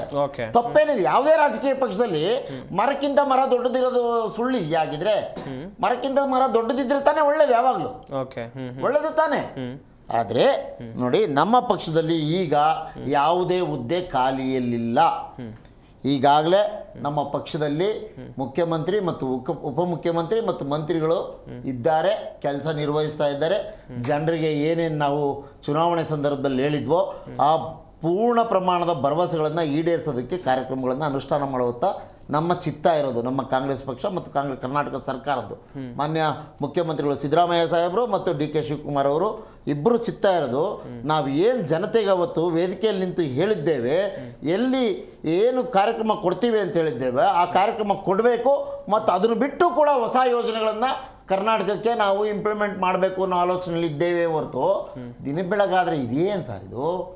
ಜನರ ಮನಸ್ಸನ್ನ ನಾವು 5 ಗ್ಯಾರಂಟಿ ಸಾಫಲ್ಯತೆಯನ್ನ ಜನರ ಮಾನಸದಿಂದ ದೂರ ಮಾಡೋದಕ್ಕೋಸ್ಕರ ಈ ಥರದ ಚುನಾವಣೆ ಮುಗಿದು ಮಾರನೇ ದಿನ ಅಧಿಕಾರಕ್ಕೆ ಬಂದು ನಾವು 5 ಗ್ಯಾರಂಟಿಗಳು ಘೋಷಣೆ ಮಾಡೋ ದಿನದಿಂದ ಪ್ರಾರಂಭ ಆದದ್ದು. ಇನ್ನೂ ಮುಗಿತಿಲ್ಲ ರೇ, ಅವರೇ ಹೇಳ್ಬಿಟ್ಟಿದ್ದಾರೆ ದೆಹಲಿಯಲ್ಲಿ ಕೂತ್ಕೊಂಡು 5 ವರ್ಷ ಯಾವುದು ಕುರ್ಚಿ ಖಾಲಿ ಇಲ್ಲ, ನಾನು ಮುಖ್ಯ ಆದ್ಮೇಲೂ ಕೂಡ ಇದೇನಪ್ಪ ಇದು? ಅವ್ರ ಅಧ್ಯಕ್ಷರು ಪಕ್ಷದ ಅಧ್ಯಕ್ಷರು ಕೆಲಸ ಮಾಡ್ತಾರೆ, ಉಪಮುಖ್ಯಮಂತ್ರಿಗಳು ಕೆಲಸ ಮಾಡ್ತಾರೆ, ನಗರಾಭಿವೃದ್ಧಿ ಸಚಿವರು ಮಾಡ್ತಾರೆ, ಮುಖ್ಯಮಂತ್ರಿಗಳು ಅವ್ರ ಕರ್ತವ್ಯದಲ್ಲಿ ಅವ್ರಿಗೆ ಬಂದಿರುವಂತ ಸಂವಿಧಾನದತ್ವಾದಂತ ಏನೇನು ಚಟುವಟಿಕೆಗಳಿದೆ ಅದನ್ನ ಅವ್ರು ಮಾಡ್ತಾರೆ. ಅದರಲ್ಲಿ ಮೊಸಳೆ ಕಲ್ಲು ಹುಡ್ಕೊಂತದ್ದು ಏನಿದೆ? ಅವರು ಸರ್ದಿ ಬಂದಾಗ ಅವ್ರನ್ನ ಕರೀತಾರೆ, ಇವ್ರು ಸರ್ದಿ ಬಂದಾಗ ಇವ್ರನ್ನ ಕರೀತಾರೆ, ಪಕ್ಷ ಸಂಘಟನೆ ವಿಷಯ ಬಂದಾಗ ಇಬ್ರು ಕೂತ್ಕೊಂಡು ಕರೀತಾರೆ. ಸಿಎಂ ಅವ್ರ ವಿಷಯದಲ್ಲಿ ಪ್ರತ್ಯೇಕವಾಗಿ ಕೆಲವು ಸಂದರ್ಭದಲ್ಲಿ ಅನ್ಯತಾ ಭಾವಿಸಬಾರ್ದು ಯಾರನ್ನು. ಶಾಸಕರ ಮನಸ್ಸಿನಲ್ಲಿ ಕೆಲವು ವಿಚಾರಗಳನ್ನ, ದುಃಖ ದುಮ್ಮಾನಗಳನ್ನ, ಕ್ಷೇತ್ರದ ವಿಚಾರಗಳನ್ನ ತೋಡ್ಕೋಬೇಕಾದ್ರೆ ಇನ್ನೊಬ್ರಿದ್ರೆ ತೋಡ್ಕೊಳ್ಳೋದಕ್ಕಾಗದಲ್ಲ ಅನ್ನೋದು ಇರಬಹುದೇನೋ. ಇದು ಯಾವುದೇ ಸರ್ಕಾರ ಇರಲಿ, ಯಾವುದೇ ಪಕ್ಷದ ಅಧಿಕಾರ ಇರಲಿ, ಕೆಲವು ಸಂದರ್ಭದಲ್ಲಿ ಇರಬಹುದೇನೋ. ಆದ್ರೆ ಮಾನ್ಯ ಮುಖ್ಯಮಂತ್ರಿಗಳು ಶಾಸಕರನ್ನ ಕರೆದು ಮಾತಾಡೋದ್ರಲ್ಲಿ ಏನ್ ತಪ್ಪಿದೆ? ಮಾನ್ಯ ಉಪಮುಖ್ಯಮಂತ್ರಿಗಳೇ ಅದನ್ನ ಸ್ಪಷ್ಟಪಡಿಸ್ಬಿಟ್ಟಿದ್ದಾರೆ. ಅವರಿಗೆ ಪದದತ್ತವಾಗಿ ಬಂದಿರುವಂತ ಆ ನಿಯಮದ ಅಡಿಯಲ್ಲಿ ಬಂದಿರುವಂತ ಕೆಲಸವನ್ನ ಅವರು ನಿರ್ವಹಿಸ್ತಾ ಇದ್ದಾರೆ. ಮಧ್ಯದಲ್ಲಿ ನಮ್ದೇನು ಕೆಲಸ ಇಲ್ಲ ಅಂತ ಹೇಳಾದ್ಮೇಲೂ ಕೂಡ ಪ್ರತಿದಿನ ಅದನ್ನೇ ಓದ್ತಿದ್ರೆ ನಿನ್ನೆ 6 ಜಿಲ್ಲೆದ್ ಮಾಡಿದ್ದಾರೆ, ಮಾಡ್ತಾರೆ. ನಾಳೆ 4ನೇ ತಾರೀಕು ನಮ್ಮ ರಾಹುಲ್ ಗಾಂಧಿ ಅವರು ಚುನಾವಣಾ ಅವ್ಯವಹಾರದ ಬಗ್ಗೆ ಮಾತನಾಡೋದಕ್ಕೆ ಅಂತ ಒಂದು ಸಭೆ ಸೇರ್ತಾ ಇದ್ದಾರೆ. ವೀಕ್ಷಕರೇ ಗಮನಿಸ್ತಾ ಇರಬಹುದು ಒಂದ್ ಕಡೆಯಲ್ಲಿ ಕಾಂಗ್ರೆಸ್ನ ವಕ್ತಾರರು ತಮ್ಮ ಅಭಿಪ್ರಾಯವನ್ನ ಹೇಳ್ತಾ ಇದ್ರು. ಈ ಸಂದರ್ಭದಲ್ಲಿ ಬೇರೆಯವರು ಇದ್ರೆ, 1-to-1 ಸಭೆ ಕರೆದಂತ ಸಂದರ್ಭದಲ್ಲಿ DCM DK ಶಿವಕುಮಾರ್ ಅವರಿದ್ರೆ ಆ ಸಂದರ್ಭದಲ್ಲಿ ಅವರ ಅಭಿಪ್ರಾಯವನ್ನ ಹೇಳೋಕೆ ಕಷ್ಟ ಸಾಧ್ಯ ಆಗುತ್ತೆ. ಈ ರೀತಿಯಾದಂಥ ಅಭಿಪ್ರಾಯಗಳು ವ್ಯಕ್ತವಾಗ್ತಾ ಇತ್ತು. ರಾಜ್ಯ ಕಾಂಗ್ರೆಸ್ನಲ್ಲಿ ಆಗ್ತಾ ಇರುವಂತ ಬದಲಾವಣೆಗಳು, ಬೆಳವಣಿಗೆಗಳ ವಿಚಾರವಾಗಿ ನಾವು ನಿಮಗೆ ಮಾಹಿತಿಯನ್ನ ಕೊಡ್ತಾ ಇದ್ವಿ. ವಿಭಾಗವಾರು ಶಾಸಕರ ಜೊತೆಯಲ್ಲಿ ಮುಖ್ಯಮಂತ್ರಿ ಸಿದ್ದರಾಮಯ್ಯನವರು ಸಭೆಯನ್ನ ಮಾಡಿದ್ದಾರೆ. ಅವರ ಅಭಿಪ್ರಾಯಗಳು, ಅವರ ಕುಂದುಕೊರತೆಗಳು ಇದನ್ನ ಆಲಿಸುವಂತ ಕೆಲಸವನ್ನ ಮುಖ್ಯಮಂತ್ರಿಗಳು ಮಾಡಿದ್ದಾರೆ. ಮುಂದಿನ ಹಂತದಲ್ಲಿ ಆಗ್ತಾ ಇರುವಂತ ಚರ್ಚೆ ಏನು ಅಂತ ಹೇಳಿದ್ರೆ DCM DK ಶಿವಕುಮಾರ್ ಅವರು ಯಾಕೆ ಬಂದಿಲ್ಲ ಈ ಮೀಟಿಂಗ್ಗೆ ಅಂತ ಹೇಳಿ ಬಿಜೆಪಿ ವಕ್ತಾರರನ್ನ ಮಾತನಾಡಿಸ್ತಾ ಹೋಗೋಣ. ಗೋವಿಂದರಾಜು ಅವರೇ, ಕಾಂಗ್ರೆಸ್ನ ವಕ್ತಾರರು ಹೇಳ್ತಾ ಇದ್ರು ಸಿಎಂ ಮೀಟಿಂಗ್ ಅನ್ನ ಮಾಡುವಂತ ಸಂದರ್ಭದಲ್ಲಿ ಅಲ್ಲಿ DCM ಇದ್ರೆ ಶಾಸಕರಿಗೆ ತಮ್ಮ ಅಭಿಪ್ರಾಯವನ್ನ ಇದ್ರೆ ಅಂತ ಹೇಳಲಿಲ್ಲ. ರಾಂಗ್ ಇಂಟರ್ಪ್ರಿಟ್ ಮಾಡೋದು ಬೇಡ. ಕೆಲವು ಸಂದರ್ಭದಲ್ಲಿ ಮತ್ತೊಬ್ರು ನಾನೇ ಒಬ್ಬ ಮುಖ್ಯಸ್ಥರನ್ನು ಭೇಟಿ ಆದಕ್ಕೆ ಹೋದಾಗ ಇನ್ನೊಬ್ರು ಇದ್ರೆ ಅಲ್ಲಿ ನನ್ನ ವಿಷಯಗಳು ಚರ್ಚೆ ಆಗೋದಕ್ಕೆ ಸರ್ ಒಬ್ಬ ಶಾಸಕ ಮುಖ್ಯಮಂತ್ರಿಗಳಿಗೆ ಮಾತ್ರ ಸೀಮಿತ ಅಲ್ಲ ಸರ್, ಅವನ ಕ್ಷೇತ್ರದ ಪ್ರತಿಯೊಬ್ಬ ಜನರಿಗೂ ಸೀಮಿತ. ಒಂದು ನಿಮಿಷ, ಅದಲ್ದೇ ಕೂಡ ಅವ್ರಿಗೆ ಆ ತರದ ಬಾಂಡಿಂಗ್ ಇರುತ್ತೆ, ಅಲ್ಲಿ ಮಾತನಾಡ್ಬೇಕಾಗತ್ತೆ. ಅಲ್ಲ ಸರ್, ಸಿಎಂ ಜೊತೆ ಇದ್ದಂತ ಬಾಂಡಿಂಗ್ DCM ಜೊತೆ ಸರ್ ನೋಡಿ, ನೀವು ಅದರಲ್ಲೂ ಮೊಸರಲ್ಲಿ ಕಲ್ಲು ಹುಡ್ಕೋ ಕೆಲಸ ಮಾಡಬೇಡಿ ದಯಮಾಡಿ. ನಿಮ್ಮ ಪಕ್ಷದಲ್ಲಾಗಿರುವಂತ ಬೆಳವಣಿಗೆ ನಾನು ಹೇಳ್ತಾ ಇರೋದು ಸರ್, ನಿಮ್ಮ ಪಾರ್ಟಿಯಲ್ಲಿ ಆಗಿರುವಂತ ಬೆಳವಣಿಗೆನ ನಾನು ಹೇಳ್ತಾ ಇರೋದು. ನಿಮ್ಮ ನಿಮ್ ಭಾಷಣ ಭೇಟಿ ಆಗಕ್ ಹೋಗ್ತೀರಿ, ನಿಮ್ ಕೊಲಿಗಿದ್ದಾಗ ನೀವು ಭೇಟಿ ಆಗಕ್ ಹೋದಾಗ ನಿಮ್ಗೆ ಕಷ್ಟ ಅನ್ಸಿದ್ರೆ ಏನ್ ಹೇಳ್ತೀರಿ? ಹೇಳ್ತೀರಿ 1-to-1 ಹೇಳ್ತೀರಿ ಸರ್. ಸರ್ ಅದನ್ನ ಯಾಕೆ ಸರ್ ಬೇರೆ ಬೇರೆ ತರ ಅರ್ಥೈಸ್ತೀರಿ? ಅವರೊಬ್ರು ಜನಪ್ರತಿನಿಧಿಗಳು. ಅಲ್ಲ ಸರ್, ಅಭಿಪ್ರಾಯ ಹೇಳಿದ್ದು ನೀವೇ ಸರ್. ಅಭಿಪ್ರಾಯ ಹೇಳ್ಕೊಂಡು ಈಗ ಇಲ್ಲ ಅಂತ ಹೇಳಿದ್ರೆ ಗೋವಿಂದರಾಜ್ ಅವರೇ ಒಂದ್ ನಿಮಿಷ. ಒಬ್ಬ ಮನುಷ್ಯ ಆತ, ಒಬ್ಬ ವ್ಯಕ್ತಿ ತಂದು ಏನೇನೋ ಇರ್ತವೆ ಸರ್. ಅಲ್ಲ ಸರ್, ಈಗ 3-4 ಜನ ಶಾಸಕರು ಇದ್ದಂತ ಸಂದರ್ಭದಲ್ಲಿ ಅವ್ರಿಗೆ ಮುಜುಗರ ಆಗಲ್ವಾ ಹಾಗಾದ್ರೆ? ಮುಜುಗರ ಆಗಲ್ವಲ್ಲ ಸರ್ ಹಾಗಾದ್ರೆ? 1-to-1 ಸಭೆ ಮಾಡುವಾಗ 1-to-1 ಅಲ್ಲೂ 1-to-1 ಮಾಡ್ಬೇಕಿತ್ತು ಸರ್, ಅಲ್ಲೂ 1-to-1 ಮಾಡ್ಬೇಕಿತ್ತು. ಮಾಡ್ತಾರೆ, ನಿಮ್ಗೆ ಯಾಕಾದ್ರೂ ಚಿಂತೆ? ಸರ್, ನಾನು ಈ ರಾಜ್ಯದ ಪ್ರಜೆ, ಸರ್ಕಾರವನ್ನ ಪ್ರಶ್ನಿಸುವಂತ ಹಕ್ಕು ನನಗೂ ಕೂಡ ಇದೆ ಸರ್. ಚರ್ಚೆಗಳೆಲ್ಲ ನೀವು ಕೇಳಿಸ್ಕೊಂಡ ಅವಶ್ಯಕತೆ ಏನಿಲ್ಲ. ನಮಗೆ ಯಾಕೆ ಕೇಳಿಸ್ಕೊಳ್ಬಾರ್ದು ಸರ್? ಜನಪ್ರತಿನಿಧಿಗಳು, ನಾವು ಮತ ಹಾಕಿ ಕಳುಹಿಸಿದವರು ಸರ್ ಅವರು. ಜನರಿಗೆ ಆನ್ಸರಬಲ್. ನಾವೇನ್ ಚರ್ಚೆ ಮಾಡ್ತಿದೀವಿ ಜನರ ಮುಂದೆ ಬಂದು ಹೇಳ್ತೇವೆ. ಏನ್ ಆನ್ಸರ್ ಮಾಡಿ ಏನು ಅದನ್ನೇ ನಾನು ಹೇಳಿದ್ದು, ಆನ್ಸರ್ ಮಾಡಿ ಅಂತ ಹೇಳಿ ಹೇಳ್ತೇವೆ. ಓಕೆ, ಗೋವಿಂದರಾಜ್ ಅವರೇ ಹೇಳ್ತಾರೆ. ಗೋವಿಂದರಾಜ್ ಅವರೇ ಮಾತಾಡಿ. ನೋಡಿ, ವಕ್ತಾರರು ಹೇಳಿದ್ರು ಕೆಲವೊಂದ್ಸರಿ ಒಬ್ಬರೇ ಕೂತ್ಕೊಂಡು ಚರ್ಚೆ ಮಾಡಬೇಕಾಗತ್ತೆ ಅಂತ. ಓಕೆ ಸರ್, ಒಬ್ಬರೇ ಕೂತ್ಕೊಂಡು ಚರ್ಚೆ ಮಾಡೋದು ಯಾವ ವಿಚಾರಕ್ಕೆ? ಅವ್ರ ಮನೆ ವಿಚಾರಕ್ಕೋ ಬಿಸ್ನೆಸ್ ವಿಚಾರಕ್ಕೋ ಅವ್ರು ಕೂತ್ಕೊಂಡು ಚರ್ಚೆ ಮಾಡಿದ್ರೆ ನಮ್ದೇನ್ ತರ್ಕರ ಇರ್ತಿರ್ಲಿಲ್ಲ. ಇರ್ತಕ್ಕಂಥದ್ದು ಏನು ಅಂದ್ರೆ ಇವತ್ತು 136 MLA ಇದ್ರೂ ಎಲ್ಲೋ ಒಂದ್ ಕಡೆ ಅವ್ರಿಗೆ ಅನ್ಸಿದೆ ಇವತ್ತು ಚರ್ಚೆ ಮಾಡಂಗಿದ್ರೆ ಯಾವ್ದೋ ಅಭಿವೃದ್ಧಿ ಕೆಲಸದ್ದೋ ಇಲ್ಲ ಅಂದ್ರೆ ಜನರ ಸಮಸ್ಯೆ ಬಗ್ಗೆ ಏನೋ ಚರ್ಚೆ ಮಾಡಂಗಿದ್ರೆ ಅದ್ರಲ್ಲಿ ಸನ್ಮಾನ್ಯ ಉಪಮುಖ್ಯಮಂತ್ರಿ ಕೂತ್ಕೊಂಡೋದ್ರಲ್ಲಿ ತಪ್ಪೇನಿದೆ ಹಾಗಾದ್ರೆ? ಸೊ ಇವ್ರು ಹೇಳೋ ಪ್ರಕಾರ ನೋಡಿದ್ರೆ ಯಾರು ಕೂತ್ಕೊಳ್ಳೇಬಾರ್ದು ಅಂದ್ರೆ ಇಲ್ಲಿ ನಡೀತಾ ಇರ್ತಕ್ಕಂಥದ್ದು ಏನಂದ್ರೆ ಜನರ ಸಮಸ್ಯೆಗಳಿಗೆ ಇವ್ರು ಚರ್ಚೆಗೆ ಹೋಗಿಲ್ಲ. ಇವ್ರು ಹೋಗಿರೋದು ಕುರ್ಚಿನ ಹೆಂಗ್ ಉಳಿಸ್ಕೊಬೇಕು, ನಿಮ್ಮ ಅಭಿಪ್ರಾಯ ಏನಪ್ಪಾ, ಈಗ ನಾನೇ ಮುಂದುವರೆದ್ರೆ ನಿಮ್ಗೇನೋ ಸಮಸ್ಯೆನಾ, ಇಲ್ಲ ನಿಮ್ಗೇನೋ ತೊಂದರೆ ಆಗ್ತಾ ಇದೆಯಾ, ಇಲ್ಲ ನಾನು ಮುಂದೆ ಏನಾನ ಮುಖ್ಯಮಂತ್ರಿ ಆಗಿ ನಿಮ್ಗೆ ಏನಾದ್ರು ತೊಂದರೆ ಆಗುತ್ತಾ, ಇಲ್ಲ ಏನಾನ ಅವ್ರು ಯಾರನ್ನ ಬೇರೆಯವ್ರು ಯಾರ ನಿಮ್ಮ ಹತ್ರ ಜೊತೆ ಚರ್ಚೆ ಮಾಡಿದಾರಾ?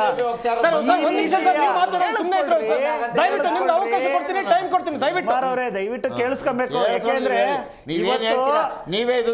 ನೀವು ಇವತ್ತು ಎಲ್ಲೋ ಒಂದ್ ಕಡೆ ಜನರ ಸಮಸ್ಯೆಗಳ ಸಭೆ ನಡೀತಾ ಇದೆ ಅಂದ್ರೆ ನೀವು ಒಟ್ಟು ಶಾಸಕರು ಒಂದೇ ಸರಿ ಕೂರ್ಸ್ಕೊಂಡು ನಿಮ್ ಸಮಸ್ಯೆ ಏನಪ್ಪಾ, ನಿಮ್ ಕ್ಷೇತ್ರ ಸಮಸ್ಯೆ ಏನು ಅಂತ ನೇರವಾಗಿ ಕೇಳ್ತಾ ಇದ್ರಿ.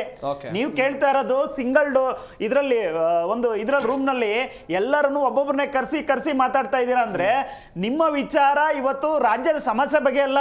ನೀವು ಒಪ್ಕೊಬೇಕಿದನ್ನ. ಯಾಕೆಂದ್ರೆ ಇಲ್ಲಿವರೆಗೂ ನೀವು ಯಾವುದೇ ಒಂದು ಸಭೆ ಆಗ್ಲಿ ಈ ರಾಜ್ಯದ ಸಮಸ್ಯೆಗಳ ಬಗ್ಗೆ ಎಲ್ಲೂ ಕೂಡ ನೀವು ಶಾಸಕರನ್ನ ಕರೆದು ಚರ್ಚೆ ಮಾಡಿಲ್ಲ. ನೀವು ಮಾಡಿರ್ತಕ್ಕಂಥದ್ದೆಲ್ಲ ಪ್ರತಿ 3 ತಿಂಗಳಿಗೊಮ್ಮೆ ನಿಮ್ಮ ಕುರ್ಚಿ ಕಾದಾಟದ ಸಭೆಗಳೇ ಜಾಸ್ತಿ ಆಗಿರ್ತಕ್ಕಂಥದ್ದು. ನೀವು ಮೊನ್ನೆಲ್ಲ ಸಾಧನಾ ಸಮಾವೇಶ ಅಂತ ಹೇಳ್ಬಿಟ್ಟು ಮೈಸೂರಲ್ಲಿ ಮಾಡಿದ್ರಿ. ಯಾವ ಸಾಧನೆ ಮಾಡಿದ್ದೀರಾ ಅಂತ ಸಮಾವೇಶ ಮಾಡಿದ್ರಿ. ನಾವೆಲ್ಲ 5 ಗ್ಯಾರಂಟಿ ವಿಚಾರ ಬಿಟ್ಟು ನಾವು 5 ಗ್ಯಾರಂಟಿ ಕೊಟ್ಬಿಟ್ಟಿದ್ದೀವಿ ಅಂತ ಹೇಳಿ ಮಿಕ್ಕಿದ್ದ ನಾನೊಂದು ಪ್ರಶ್ನೆ ಕೇಳಕ್ ಇಷ್ಟಪಡ್ತೀನಿ. ಕಾಂಗ್ರೆಸ್ ವಕ್ತಾರರು ಕುಮಾರ್ ಅವರೇ ಮಾತಾಡ್ಲಿ. ನೀವು ಮಾತಾಡುವಾಗ ಅವ್ರು ಸುಮ್ಮನೆ ಇದ್ರು, ನೀವು ಮಾತಾಡುವಾಗ ಸುಮ್ಮನೆ ಇದ್ರು. ಕಾಂಗ್ರೆಸ್ ವಕ್ತಾರರಿಗೆ ಒಂದು ಪ್ರಶ್ನೆ ಕೇಳಕ್ ಇಷ್ಟಪಡ್ತೀನಿ.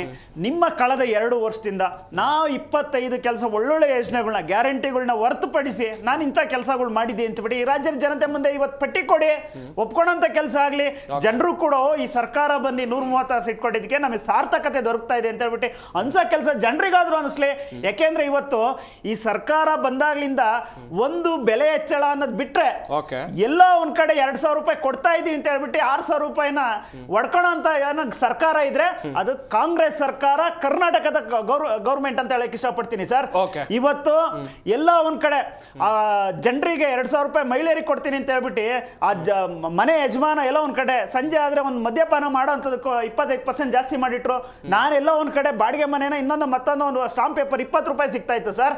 ಇವತ್ತು 500 ರೂಪಾಯಿ ಮಿನಿಮಮ್ ಮಾಡಿಟ್ರು. ಇದ್ರಿಗೆ ಯಾರುವರೆ ಇವತ್ತು ಹಾಲಿಂದ ಹಾಲ್ಕೋವರೆಗೂ ಎಲ್ಲಾ ಇದ್ರಲ್ಲೂ ಬೆಲೆ ಜಾಸ್ತಿ ಮಾಡ್ಬಿಟ್ಟು ನಾವೇನೋ ಒಳ್ಳೆ ಸಾಧನೆ ಮಾಡಿದೀನಿ ಅಂತ ಹೇಳ್ಬಿಟ್ಟು ದೊಡ್ಡದಾಗಿ ಇವತ್ತು ಮಾಧ್ಯಮದ ಮುಂದೆ ಕೊಚ್ಕೊಂತ ಇದೀರ ಅಂದ್ರೆ ದಾಖಲೆಗಳು ಇದ್ರೆ ಬಿಡುಗಡೆ ಮಾಡಿ. ಇವತ್ತು ಅದೇ ಹೇಳ್ತಾ ಇದ್ರು, ಬರ್ತಕ್ಕಂಥ 4ನೇ ತಾರೀಕು ರಾಹುಲ್ ಗಾಂಧಿ ಅವರು ಡೆಲ್ಲಿಯಿಂದ ಬಂದು ಇಲ್ಲಿ ಪಾದಯಾತ್ರೆ ಮಾಡಕ್ ಬರ್ತಾ ಇದಾರೆ ಅಂತ.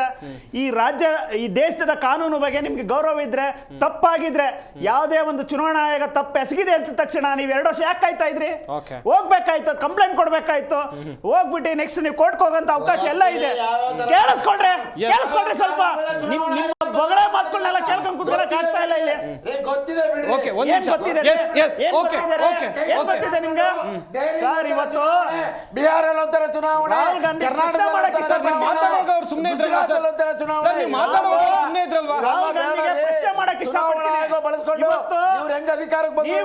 ಬಿಚ್ಚಿಡ್ತಾ ಇದ್ದೇವೆ ಎಲ್ಲ. ಇವತ್ತು ರಾಹುಲ್ ಗಾಂಧಿಗೆ ಏನೋ ಒಂದು ನೈತಿಕತೆ ಇದ್ರೆ ಇವತ್ತು ಕರ್ನಾಟಕದಲ್ಲಿ ನೈತಿಕತೆ ಇದ್ರೆ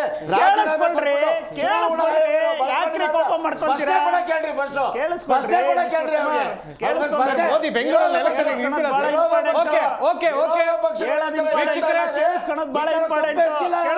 ದಯವಿಟ್ಟು ಎರಡು ಪಕ್ಷದ ವಕ್ತಾರರಿಗೆ ಒಂದು ಮನವಿ. ಜನ ನೋಡ್ತಾ ಇರ್ತಾರೆ. ಒಂದ್ ನಿಮಿಷ ಓಕೆ ಗೋವಿಂದರಾಜ್ ಅವರೇ. ಓಕೆ ಸರ್, ಒಂದ್ ನಿಮಿಷ ನೋಡಿ ಸರ್. ಧೈರ್ಯ ಇದ್ರೆ ಚುನಾವಣಾ ಮಿಸ್ಟರ್ ಕುಮಾರ್ ಕೇಳಿಸ್ಕೊಳ್ರಿ. ಮಿಸ್ಟರ್ ಕುಮಾರ್ ಕೇಳಿಸ್ಕೊಳ್ರಿ. ತಾಳ್ಮೆಯಲ್ಲಿ ಮುಚ್ಕೊಳಕ್ಕೆ ಈ ರೀತಿ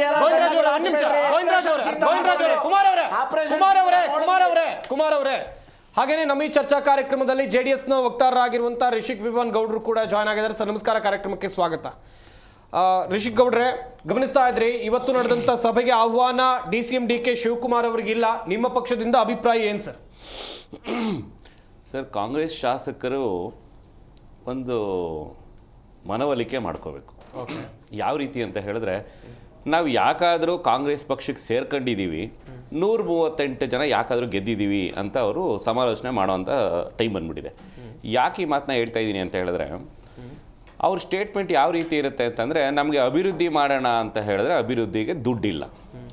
ಸರ್, ಈ ಕ್ಷೇತ್ರದಲ್ಲಿ ಜನರ ಸಮಸ್ಯೆನಾದರೂ ಕೇಳೋಣ, ಅದನ್ನೇನಾದ್ರು ಸಾಲ್ವ್ ಮಾಡೋಕ್ಕೆ ಟ್ರೈ ಮಾಡೋಣ ಅಂತ ಹೇಳಿದ್ರೆ, ಡೆಲ್ಲಿಯಿಂದ ಒಬ್ಬರು ಸೂಪರ್ CM ಬರ್ತಾರೆ, ಕರ್ನಾಟಕದಲ್ಲಿ ಇರೋವಂಥವ್ರು ಒಬ್ಬರು CM ಇದ್ದಾರೆ, ಇನ್ನೊಬ್ರು ಇನ್ನೇನು CM ಆಗ್ತೀನೇನೋ ಅಂತ ಅಂದ್ಬಿಟ್ಟು ಟಿಕೆಟ್ ತೊಗೊಂಡು ಕಾಯ್ತಾ ಕೂತ್ಕೊಂಡಿದ್ದಾರೆ. ಸೊ ಇಷ್ಟೂ ಜನಕ್ಕೂ ಇವರು ರಿಪೋರ್ಟ್ ಕೊಡಬೇಕು. ಸೊ ಅವ್ರೇನು ಹೇಳ್ತಾ ಇದ್ದಾರೆ, ನಾವೊಂದು ವಿಡಿಯೋ ರೆಕಾರ್ಡಿಂಗ್ ಮಾಡ್ಕೊಂಡ್ಬಿಡ್ತೀವಿ, ನೀವು ಯಾರೇ ಕೇಳಿದ್ರು ಅದೇ ರೆಕಾರ್ಡಿಂಗೇ ಪ್ಲೇ ಮಾಡ್ಬಿಡ್ತೀವಿ. ಯಾಕೆ ಪ್ರತಿ ಟೈಮು ಒಬ್ಬರು ಡೆಲ್ಲಿಯಿಂದ ಬರ್ತೀರಾ, ಅಧ್ಯಕ್ಷರು ಬರ್ತೀರಾ, DCM ಬರ್ತೀರಾ, ಎಲ್ಲರಿಗೂ ನಾವು ಎಷ್ಟು ಸತಿ ಅಂತ ಹೇಳ್ಕೊಂಡು ಕೂತ್ಕೊಳ್ಳೋಣ ಅನ್ನೋ ರೀತಿಲಿ ಅವ್ರ ಮನಸ್ಥಿತಿ ಬಂದ್ಬಿಟ್ಟಿದೆ. ಇನ್ನು ನಮ್ಮ ಸ್ನೇಹಿತರು ಅವಾಗಲಿಂದ ತುಂಬ ಮಾತಾಡ್ತಾ ಹೇಳ್ತಾ ಇದ್ರು ಕೆಲವೊಂದು ವಿಚಾರಗಳನ್ನ. ಈಗ CM ಎಲ್ಲ ಶಾಸಕರನ್ನ ಕರೆಸ್ಬಿಟ್ಟು 1 ವರ್ಷ ಆದಮೇಲೆ ಎಷ್ಟು ಅನುದಾನ ಕೊಟ್ಟಿದ್ದೀವಿ, ಅದನ್ನು ನೀವು ಯಾವ ರೀತಿ ಕ್ಷೇತ್ರದ ಜನತೆಗೆ ಅಭಿವೃದ್ಧಿ ಕಾರ್ಯಕ್ರಮಗಳು ಮಾಡಿದ್ದೀರಾ ಅನ್ನೋಂಥ ಒಂದು ರಿಪೋರ್ಟ್ ತಗೋಬೇಕಲ್ವಾ. ಒಂದು ಇಲ್ಲ, ಅವರ ಕುಂದುಕೊರತೆಗಳನ್ನು ಕೇಳಬೇಕು. ಅದು ಒಬ್ಬರು CM ಒಬ್ಬ ಶಾಸಕರನ್ನ ಕರೆಸ್ಬಿಟ್ಟು ಕೇಳಬೇಕಾಗಿರುವಂಥ ವಿಚಾರ. ಈ ಇಷ್ಟೂ ವಿಚಾರಗಳೇ ಮಾಡಿದ್ದು ಅನ್ನೋದಾದರೆ, ನಾನು ತಮ್ಮ ಮಾಧ್ಯಮದ ಮುಖಾಂತರ ಸನ್ಮಾನ್ಯ ಸಿದ್ದರಾಮಯ್ಯನವ್ರಿಗೆ ಹಾಗೂ ಎಲ್ಲ ಶಾಸಕರಿಗೂ ಒಂದು ಓಪನ್ ಚಾಲೆಂಜ್ ಆಗ್ತೀನಿ. ನಿಮ್ಮ ಕ್ಷೇತ್ರದ ಏನೇನೆಲ್ಲ ಸಮಸ್ಯೆಗಳಿದೆ ಅನ್ನೋದನ್ನ ನೀವು ಎಷ್ಟು ಪಟ್ಟಿ ಮಾಡ್ಕೊಂಡು CM ಅವ್ರ ಹತ್ರ ತಗೊಂಡೋಗಿ ಕೊಟ್ಟು ಅದನ್ನು ಬಗೆಹರಿಸಕ್ಕೆ ಟ್ರೈ ಮಾಡಿದ್ದೀರಾ? ದಯಮಾಡಿ ಮಾಧ್ಯಮದ ಮುಖಾಂತರ ತಮ್ಮ ಕ್ಷೇತ್ರ ಜನರು ಕೊಡಿ, ನಮಗೇನು ಬೇಡ. ಇದು ಅಲ್ಲ ಅನ್ನೋದಾದರೆ, ತಾವು ಸನ್ಮಾನ್ಯ ಸುರ್ಜೇವಾಲಾ ಅವ್ರು ಬಂದರು, 1-to-1 ಮೀಟಿಂಗ್ ಮಾಡಿದ್ರಿ. ಏನು ಡಿಸ್ಕಷನ್ ಮಾಡಿದ್ರಿ? 1-to-1 ಮೀಟಿಂಗ್ ಮಾಡಿಬಿಟ್ಟು ತಮ್ಮ ಕ್ಷೇತ್ರದಲ್ಲಿ ಎಷ್ಟು ಅನುದಾನ ಕೊಟ್ಟಿದ್ರು, ನಾವು ಅನುದಾನ ಯಾವ ರೀತಿ ಖರ್ಚು ಮಾಡಿದ್ದೀವಿ, ಯಾವ್ದ್ಯಾವುದಕ್ಕೆ ಗುದ್ಲಿ ಪೂಜೆ ಮಾಡಿದ್ದೀವಿ, ಯಾವ್ದ್ಯಾವುದು ಮಾಡಿರುವಂಥ ಗುದ್ಲಿ ಪೂಜೆನ ಇನ್ನೊಂದು ಸ್ಟೆಪ್ ಮುಂದಕ್ಕೆ ಹೋಗಿದ್ದೀವಿ, ಇದ್ರ ಬಗ್ಗೆ ಚರ್ಚೆ ಮಾಡಿದ್ರ? ಅಥವಾ ಈ ಮ್ಯೂಸಿಕಲ್ ಚೇರ್ ಆಡಬೇಕಾದ್ರೆ ಅವ್ರು ಬಿಟ್ಟು ಇವ್ರು ಯಾರು ಅಂತ ಅಂದ್ಬಿಟ್ಟು ಯಾರು CM ಆಗಿದ್ದಾರೆ, ಯಾರು ಆಗ್ತಾರೆ, ಯಾರು ಆಗ್ಬೋದು ಅನ್ನೋದ್ರ ಬಗ್ಗೆ ಡಿಸ್ಕಷನ್ ಮಾಡಿದ್ರ? ಸೊ ಇದೇ ಡಿಸ್ಕಷನ್ ಈ ಹಿಂದೆ ಆಗಿತ್ತು ಅನ್ನೋದೇ. ಆದರೆ ಈಗ ಸನ್ಮಾನ್ಯ ಸಿದ್ದರಾಮಯ್ಯನವರು CM ನಿಮಗೆ ಮಾಧ್ಯಮದ ಮುಂದೆ ಕೂತ್ಕೊಂಡೇ ಚರ್ಚೆ ಮಾಡಿ ಸ್ವಾಮಿ. ಅದರಲ್ಲಿ ಇಂಡೋರ್ ಮೀಟಿಂಗ್ ಮಾಡೋವಂಥದ್ದು ಏನಿದೆ? ಅದರಲ್ಲಿ ಈಗ ಸೀಕ್ರೆಟ್ ಆಗಿ ಮಾಡೋವಂಥದ್ದು ಏನಿದೆ? ಓಪನ್ ಸೀಕ್ರೆಟ್ ಅಲ್ವಾ? ಯಾವುದೋ ಒಂದು ಕ್ಷೇತ್ರದ ಶಾಸಕ ಬನ್ರಿ, ಇಲ್ಲಿ ನಿಮಗೆ ನಾನು ಇಷ್ಟು ಅನುದಾನ ಕೊಟ್ಟಿದ್ದೀನಿ, ನೀವು ಏನೇನು ರೆಡಿ ಮಾಡ್ಕೊಂಡಿದ್ದೀರಾ? ಕೇಳಿಸ್ಕೊಳ್ರಿ ಒಂದು ನಿಮಿಷ, ಕೇಳಿಸ್ಕೊಳ್ರಿ. ಗಟ್ಸಿರ್ಬೇಕು ಕಾಂಗ್ರೆಸ್ ಅವ್ರಿಗೆ, ಕೇಳಿಸ್ಕೊಳ್ರಿ. ಕಾಂಗ್ರೆಸ್ ಅವ್ರಿಗೆ ಗಟ್ಸಿರ್ಬೇಕು, ನಾಚಿಕೆ ಆಗದಿದ್ರ ಹತ್ರ ಕುತ್ಕೊಳ್ಳೋದಲ್ಲ ಕಾಂಗ್ರೆಸ್ ಅವ್ರಿಗೆ. ಇದರ ಫಸ್ಟ್ ರಿಯಾಕ್ಷನ್ ಕೇಳಿಸ್ಕೊಳ್ರಿ, ಇದರ ಫಸ್ಟ್ ರಿಯಾಕ್ಷನ್. ಲೇಟ್ ಆಗಿ ಬಂದಿದ್ದೀನಿ, first reaction please allow me to talk. So ಇವರು ಮಾಧ್ಯಮದ ಮುಖಾಂತರ ಒಂದು ಪಟ್ಟಿ ಕೊಟ್ಬಿಡ್ಲಿ, ಯಾವ್ಯಾವ ಶಾಸಕರು ನೋಡಿ, ನಾವು ನಮ್ಮ ಕ್ಷೇತ್ರದ ಇಷ್ಟು ಅಹವಾಲುಗಳನ್ನು ತಗೊಂಡೋಗಿದ್ವಿ, ಸನ್ಮಾನ್ಯ ಸಿದ್ದರಾಮಯ್ಯನವರು ಇಷ್ಟನ್ನ ಮಾಡ್ತೀವಿ ಅಂತ ಹೇಳಿದ್ದಾರೆ, ಇಷ್ಟು ಅಹವಾಲುಗಳನ್ನ ಕೇಳಿಸ್ಕೊಂಡಿದ್ದಾರೆ, ಇಷ್ಟಕ್ಕೆ ಪರಿಹಾರ ಕೊಡ್ತೀವಿ ಅಂತ ಹೇಳಿದ್ದಾರೆ ಅಂತ ಅಂದ್ಬಿಟ್ಟು ಬಿಡುಗಡೆ ಮಾಡಿ ಹೇಳ್ಬಿಡ್ಲಿ. ಅದು ತುಂಬಾ ಕಷ್ಟನಾ? ಅದು ಏನು ಸೀಕ್ರೆಟ್ ಅದು? ಇಲ್ವಲ್ಲ. ಸೊ ಒಂದು ವೇಳೆ ಇದು ಯಾವುದೂ ರೀತಿ ಇಲ್ಲ ಅಂತ ಹೇಳಿದ್ರೆ, ಎಲ್ಲ ಕ್ಷೇತ್ರದ ಜನತೆಗೆ ಇವತ್ತು ಕೇಳ್ತಾ ಇರುವಂಥದ್ದು, ನಮ್ಮ MLA CM ಭೇಟಿ ಮಾಡಕ್ ಹೋಗಿದ್ದಾರೆ ಅಂತಂದ್ರೆ ಏನಕ್ಕೆ ಭೇಟಿ ಮಾಡಕ್ ಹೋಗಿದ್ದಾರೆ? ಆಸ್ ಎ ಕ್ಷೇತ್ರದ MLA ಭೇಟಿ ಮಾಡಕ್ ಹೋಗಿದ್ದೀರಾ, ಅಥವಾ ನಿಮ್ಮ ಆಂತರಿಕ ಕಾಂಗ್ರೆಸ್ ಒಳಗಡೆ ನೀವೇನು MLAಗಳಿದ್ದೀರಲ್ವಾ, ಅಥವಾ CM DCM ಅಧ್ಯಕ್ಷರು ಏನೇನು ಸ್ಟೋರಿಗಳಿದೆಯಲ್ಲ, ಇದನ್ನ ಚರ್ಚೆ ಮಾಡಕ್ ಹೋಗಿದ್ದೀರಾ? ಇದು ಮೇನ್ ಕ್ವಶನ್. ಎಲ್ಲ ಆ ಕ್ಷೇತ್ರದ ಜನತೆಗೆ ಆನ್ಸರ್ ಮಾಡಿ, ನಮಗೆ ಆನ್ಸರ್ ಮಾಡೋದು ಬೇಡ ನೀವು. ಯಾಕೆಂದ್ರೆ ಆ ಕ್ಷೇತ್ರದ ಜನತೆ ನಿಮಗೆ ಮತ ಹಾಕಿರ್ಬೇಕಾದ್ರೆ, ಇವ್ರು ನಮ್ಮ MLA, ಇವರು ನಮ್ಮ ಕಷ್ಟಕ್ಕೆ ಸ್ಪಂದಿಸ್ತಾರೆ, ನಮ್ಮ ಕ್ಷೇತ್ರದ ಅಭಿವೃದ್ಧಿ ಬಗ್ಗೆ ಮಾತಾಡ್ತಾರೆ, ತಲೆ ಎತ್ತುತ್ತಾರೆ, ಕೈ ಎತ್ತುತ್ತಾರೆ, ಧ್ವನಿ ಎತ್ತುತ್ತಾರೆ ಅಂತ ಅವ್ರನ್ನ ಆಯ್ಕೆ ಮಾಡಿರುವಂಥದ್ದು. ಈಗ ಇವ್ರು ಎಷ್ಟೋ ಸತಿ ಡೆಲ್ಲಿಗೆ ಹೋಗಿ ಬರ್ತಿರ್ಬೇಕಾದ್ರೆ ಒಂದು ಸ್ಟೇಟ್ಮೆಂಟ್ ಇರುತ್ತೆ, ನನ್ನ ವೈಯಕ್ತಿಕ ಟ್ರಿಪ್ ಇದು ಅಂತ ಹೇಳ್ತಾರೆ ಅಲ್ವಾ. ಇದು ಸ್ಟ್ಯಾಂಡರ್ಡ್ ಡೈಲಾಗ್, ವೈಯಕ್ತಿಕ ಟ್ರಾವೆಲಿಂಗ್ ಮಾಡ್ತಿದ್ವಿ ಅಂತ ಅಂದ್ಬಿಟ್ಟು. ಸೊ ಹಾಗಾದ್ರೆ ಇವಾಗ ಸ್ಟೇಟಲ್ಲಿ ಈ ಇಷ್ಟೂ ಜನ MLA ಅವರನ್ನು 5 ನಿಮಿಷ 10 ನಿಮಿಷ ಉಸ್ತುವಾರಿ ಸಚಿವರುಗಳನ್ನ ಕುಂಡ್ರಿಸ್ಕೊಂಡು ಇವ್ರು ಡಿಸ್ಕಷನ್ ಮಾಡಿರೋದು. ಏನ್ ಸ್ವಾಮಿ ಮಾತಾಡ್ಬಿಟ್ರಿ ನೀವು? ಎಷ್ಟೆಷ್ಟು ಸಾವಿರ ಕೋಟಿ ತಗೊಂಬರೋ ಪ್ಲಾನ್ಸ್ಗಳಿದಾವೆ ನಿಮಗೆ. ಇವರು 60,000 ಕೋಟಿ ಹತ್ತತ್ರ ಗ್ಯಾರಂಟಿ ಯೋಜನೆಗೆ ಅಂತ ಕೊಟ್ಟಿದ್ದಾರೆ. ಅದನ್ನ ನೀವು 224 ಕ್ಷೇತ್ರಕ್ಕೆ ಡಿವೈಡ್ ಮಾಡಿದ್ರೆ ಒಬ್ಬೊಬ್ಬರಿಗೂ 270 ಕೋಟಿ ಅನುದಾನ ಸಿಗುತ್ತೆ. ಈ 270 ಕೋಟಿಲಿ ಒಂದೊಂದು ಕ್ಷೇತ್ರದಲ್ಲಿ ಏನೇನೆಲ್ಲ ಮಾಡ್ಬೋದಾಗಿತ್ತು, ಎಷ್ಟು ಸ್ಕೂಲ್ ಕಟ್ಬೋದಾಗಿತ್ತು, ಎಷ್ಟು ರೋಡ್ ಇಲ್ಲಿರೋ ಕಡೆ ರೋಡ್ ಮಾಡ್ಬೋದಾಗಿತ್ತು, ಅಭಿವೃದ್ಧಿ ನೀವು ಏನು ಬೇಕಾದ್ರೂ ಹೇಳಿ ಅಷ್ಟನ್ನು ಮಾಡ್ಬೋದಾಗಿತ್ತು. ಇವ್ರು ಮಾಡಿದ್ದೇನೋ ಕೂತ್ಕೊಂಡ್ರೆ ಜನಕ್ಕೆ ತಗೊಂಡೋಗಿ 250 ಕೋಟಿ, ಇನ್ನೂ ಏನದು 2,000 ರೂಪಾಯಿ ಕೊಡ್ತಾ ಇದೀವಿ, ಮತ್ತೊಂದು ಕೊಡ್ತಾ ಇದೀವಿ, ಗ್ಯಾರಂಟಿ ಕೊಡ್ತಾ ಇದೀವಿ ಅಂತ ಹೇಳ್ತಾ ಇದ್ದಾರೆ. ಯಾವಾಗಲೂ ಒಂದು ರಾಜ್ಯನ ಬೆಳೆಸ್ತೀವಿ ಕಟ್ತೀವಿ ಅಂತ ಹೇಳಿದ್ರೆ ಇವತ್ತು ನಾನು ತಗೊಳ್ಳೋಂಥ ಪಾಲಿಸಿ ಮೇಕಿಂಗು ನಾಳೆಗೆ ಕರ್ನಾಟಕ ರಾಜ್ಯ ಸುಭದ್ರವಾಗಿರಬೇಕು. ಇವ್ರು ಮಾಡ್ತಾ ಇರುವಂತದ್ದು ಏನು 60,000 ಕೋಟಿ ನಾವು ಖರ್ಚು ಮಾಡ್ತಾ ಇದೀವಿ ಅಂತ ಹೇಳ್ತಾ ಇದ್ದಾರೆ. ಇನ್ನ ನಾನು ಡೈರೆಕ್ಟ್ ಆಗಿ ಕ್ವಶನ್ ಕೇಳ್ತೀನಿ. ಈಗ ಇತ್ತೀಚೆಗೆ ಸಾರಿಗೆ ಅವರು ಆಗಸ್ಟ್ 5ನೇ ತಾರೀಕು ನಾವು ಏನಾದ್ರು ಸ್ಟ್ರೈಕ್ ಮಾಡ್ತೀವಿ ಅಂತ ಹೇಳ್ತಾ ಇದ್ದಾರೆ. ಎಲ್ಲಾದ್ರೂ ಸನ್ಮಾನ್ಯ ಸಾರಿಗೆ ಸಚಿವರು ಆಮೇಲೆ ಇನ್ಯಾರೋ ಬುದ್ಧಿವಂತರು 3-4 ಜನ ಇದ್ದಾರೆ, ಅವ್ರು ಬಂದ್ಬಿಟ್ಟು ಅವಾಗ ಮಾತಾಡ್ತಾ ಇರ್ತಾರೆ. ಸೊ ಇವಾಗ ಇವರೆಲ್ಲ ಹೇಳುವಂತದ್ದು ಓವರ್ ಹೆಡ್ ಕಾಸ್ಟ್ ಎಷ್ಟಿದೆ, ನಿಮಗೆ ಟೋಟಲ್ ಬಜೆಟ್ ಎಷ್ಟಿದೆ, ಅದ್ರ ವಿಚಾರವಾಗಿ ಡಿಸ್ಕಷನ್ ಅಥವಾ ನಾವು ತಮ್ಮ ಮಾಧ್ಯಮದಲ್ಲಿ ಕುತ್ಕೊಂಡು ಯಾವ್ಯಾವ ಆಂಗಲ್ ಅಲ್ಲಿ ನೀವು ಶೀರ್ಷಿಕೆ ಟೈಟಲ್ ಕೊಡ್ಬೋದು, ಕುರ್ಚಿ ಕದನ, ಸಿಎಂ ಬದಲಾವಣೆ, ಬ್ಲಾ ಬ್ಲಾ ಬ್ಲಾ, ನೀವು ಏನು ಬೇಕಾದ್ರೂ ಟೈಟಲ್ ಕೊಡಿ, ಅಷ್ಟು ಟೈಟಲ್ ಡಿಸ್ಕಷನ್ ಮಾಡಿದೀವಿ ನಾವು. ಏನು ಬರೀ ಸಿಎಂ ಅಂತ ಅನ್ಬಿಟ್ಟು ಬದಲಾವಣೆ ಸಿಎಂ ಯಾರಾಗ್ತಾರೆ ಅಂತ 2.5 ವರ್ಷ ಆಗ್ತಾ ಬಂತು. ನಮ್ಮ ಬಿಜೆಪಿ ಸ್ನೇಹಿತರು ಕೇಳಿದ್ರು 2.5 ವರ್ಷದಲ್ಲಿ ತಾವುಗಳು ಈ 2.5 ವರ್ಷದಲ್ಲಿ 25 ಬೇಡ ಸ್ವಾಮಿ, ಬರೀ 10 ತಮ್ಮ ಕ್ಷೇತ್ರದಲ್ಲಿ ತಾವು ಮಾಡಿರೋ ಅಂತ ಅಭಿವೃದ್ಧಿ ಕಾರ್ಯಗಳನ್ನ ತಮ್ಮ ಕ್ಷೇತ್ರದ ಜನಕ್ಕೆ ತಗೊಂಡೋಗಿ ಹೇಳ್ಬಿಡಿ. ನಾವ್ ಇದನ್ನೇ ಕೇಳ್ಕೊಳ್ಳುವಂತ. ಇದನ್ನ ನಿಮಗೆ ಮಾಡಕ್ಕೆ ಯೋಗ್ಯತೆ ಇಲ್ಲ ಅಂದ್ರೆ ತಮ್ಮ ಸ್ವಾರ್ಥಕ್ಕಾಗಿ ತಾವುಗಳೆಲ್ಲ ಏನಾದ್ರು ಮೀಟಿಂಗ್ ಮಾಡ್ಕೊಳ್ತಾ ಇದ್ದೀರಾ ಅಂತ ಹೇಳಿದ್ರೆ ಕೇಳಿಸ್ಕೊಳ್ರಿ. ನೀವು ಆಡಳಿತ ಪಕ್ಷ ಕಾಂಗ್ರೆಸ್ ಅವ್ರಿ, ಕಾಂಗ್ರೆಸ್ ರೇ ನಿಮ್ ಯೋಗ್ಯತೆ, ಕಾಂಗ್ರೆಸ್ ಯೋಗ್ಯತೆ, ಕಾಂಗ್ರೆಸ್ ಆಡಳಿತ ಪಕ್ಷ ಇರುವಂತದ್ದು, ಆಡಳಿತ ಪಕ್ಷ ಏನು ಅನ್ನೋದೇ ಯೋಗ್ಯತೆ ಇಲ್ಲ ನಿಮ್ಗೆ. ಕೇಳಿಸ್ಕೊಳ್ರಿ, ಒಂದು ಜವಾಬ್ದಾರಿ ರಾಷ್ಟ್ರೀಯ ಪಕ್ಷ ನೀವು, ನಿಮ್ ಯೋಗ್ಯತೆಗೆ ನೀವು ಬಂದ್ಬಿಟ್ಟು ಏನ್ ಆಡಳಿತ ಮಾಡಿದ್ರು ಅಂತ ಹೇಳ್ಬೇಕಾಗಿರೋದು. ಕಾಂಗ್ರೆಸ್ ಪಕ್ಷದವ್ರು ಬಂದ್ಬಿಟ್ಟು ನೀವೇನ್ ಆಡಳಿತ ಮಾಡ್ತಾ ಇದ್ದೀರಾ ಹೇಳಕ್ ಬರೋದು ನಿಮ್ ಯೋಗ್ಯತೆಗೆ ಅರ್ಥ ಆಗ್ತಾ ಇದೆಯಾ? ನೀವೇನಾದ್ರು ಮಾಡಿದ್ರೆ ಬಂದ್ಬಿಟ್ಟು ಬಾದ ಮುಂದೆ ಹೇಳಿ, ಮಾಡ್ರಿ ಅಂತ ಹೇಳಿ. ನೋಡಿ, ಕಾಂಗ್ರೆಸ್ ವಕ್ತಾರು ಒಬ್ರು ಜವಾಬ್ದಾರಿಯುತವಾಗಿರುವಂತವ್ರು, ನೀವು ಮಾಧ್ಯಮದಲ್ಲಿ ಬಂದ್ಬಿಟ್ಟು ಹೇಳ್ಬೇಕಾಗಿರುವಂತದ್ದು, ನೀವೇನಾದ್ರೂ ಒಂದು ಅಭಿವೃದ್ಧಿ ಮಾಡಿದ್ರೆ ಅಲ್ಲ ರೇ 138 ಜನ ರಾಜ್ಯ ಸರ್ಕಾರ ನಡೆಸ್ತಿರೋಂಥವ್ರು, ರಾಜ್ಯ ಸರ್ಕಾರ ಯೋಗ್ಯತೆಗೆ 10 ವಿಷಯ ಹೇಳಕ್ಕಿರುವ ಸಬ್ಜೆಕ್ಟ್ ನಿಮ್ಗೆ ನಿಮ್ಗೆ ರಾಜ್ಯ ಸರ್ಕಾರದಲ್ಲಿರುವಂತವ್ರ ಯೋಗ್ಯತೆ ನೋಡಿ ನಿಮ್ಗೆ. ಕಾಂಗ್ರೆಸ್ ಅವ್ರಿಗೆ ಯೋಗ್ಯತೆ ಇದೆಯಾ? ಮಾನ ಮರ್ಯಾದೆ ಇದೆಯೇನ್ರಿ ನಿಮ್ಗೆ? ನಿಮ್ಗೆ ಮಾನ ಮರ್ಯಾದೆ ಇದೆಯೇನ್ರಿ ನಿಮ್ಗೆ? ಒಂದು ಆಡಳಿತ ಮಾಡಕ್ಕೆ ಮಾನ ಮರ್ಯಾದೆ ಕಾಂಗ್ರೆಸ್ ನೀವ್ ಹೇಳಿ. 4 ಲಕ್ಷ ಕೋಟಿ ಲೆಕ್ಕ ಕೊಡಿ, 4 ಲಕ್ಷ ಕೋಟಿ ಲೆಕ್ಕ ಕೊಡ್ರಿ ಕರ್ನಾಟಕ ರಾಜ್ಯದ ಜನತೆ. 4 ಲಕ್ಷ ಕೋಟಿಗೆ 4 ಲಕ್ಷ ಕೋಟಿ ಯಾವ ರೀತಿ ಲೆಕ್ಕ ಕೊಡಿ. ನೀವೊಂದು ರಾಷ್ಟ್ರೀಯ ಪಕ್ಷದ ವಕ್ತಾರರು, 75,000 ಕೋಟಿಗೆ ಲಾಸ್ಟ್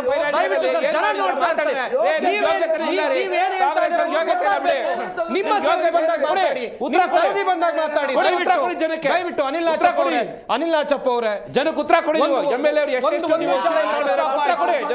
ಕುರ್ಚಿ ಉಳಿಸಿಕೊಳ್ಳೋದಕ್ಕೋಸ್ಕರ ಸಿಎಂ ಈ ಮೀಟಿಂಗ್ ಅನ್ನು ಮಾಡ್ತಾ ಇದ್ದಾರೆ ಅನ್ನೋದಾಗಿ ಏನ್ ಹೇಳ್ತಾರೆ? ಬೇಕಾದಟ್ಟು ನಾವು ಕ್ಲಿಯರೆನ್ಸ್ ಕೂಡ ಕೊಟ್ಟಿದ್ದೀವಿ, ಓವರ್ ರೈಟ್ ಕೂಡ ಕೊಟ್ಟಿದ್ದೀವಿ.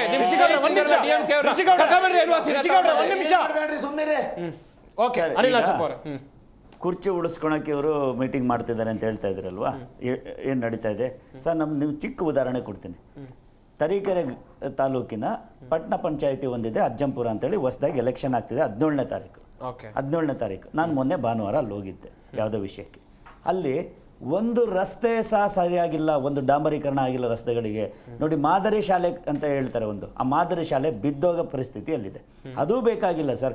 ಬಸ್ಗಳಂತ ಹೇಳ್ತಾರಲ್ಲ, ಈ ಫ್ರೀ ಕೊಟ್ಟಿದ್ದೀವಿ ಹೆಣ್ಣು ಮಕ್ಕಳಿಗೆ ಅಂತ. ಸರ್ 4 ಗಂಟೆ ಬಸ್ ಸ್ಟ್ಯಾಂಡ್ ಹತ್ರ ನಾನು ನಿಂತಿದ್ದೆ, ಕೆಂಪು ಕಲರ್ ಪ್ರೈವೇಟ್ ಬಸ್ಗಳು ಓಡಾಡ್ತಿದೆ, ಬಿಟ್ಟರೆ ಒಂದೇ ಒಂದು ಗೌರ್ಮೆಂಟ್ ಬಸ್ಸು ಸಹ ಬರಲಿಲ್ಲ. ಮಹಿಳೆಯರು ಯಾವ ಬಸ್ಸಲ್ಲಿ ಹೋಗ್ತಾರೆ? ಪ್ರೈವೇಟ್ ಬಸ್ಸಲ್ಲಿ ಫ್ರೀಯಾಗಿ ಕೊಡ್ತಾರೆ ಅವರಿಗೆ.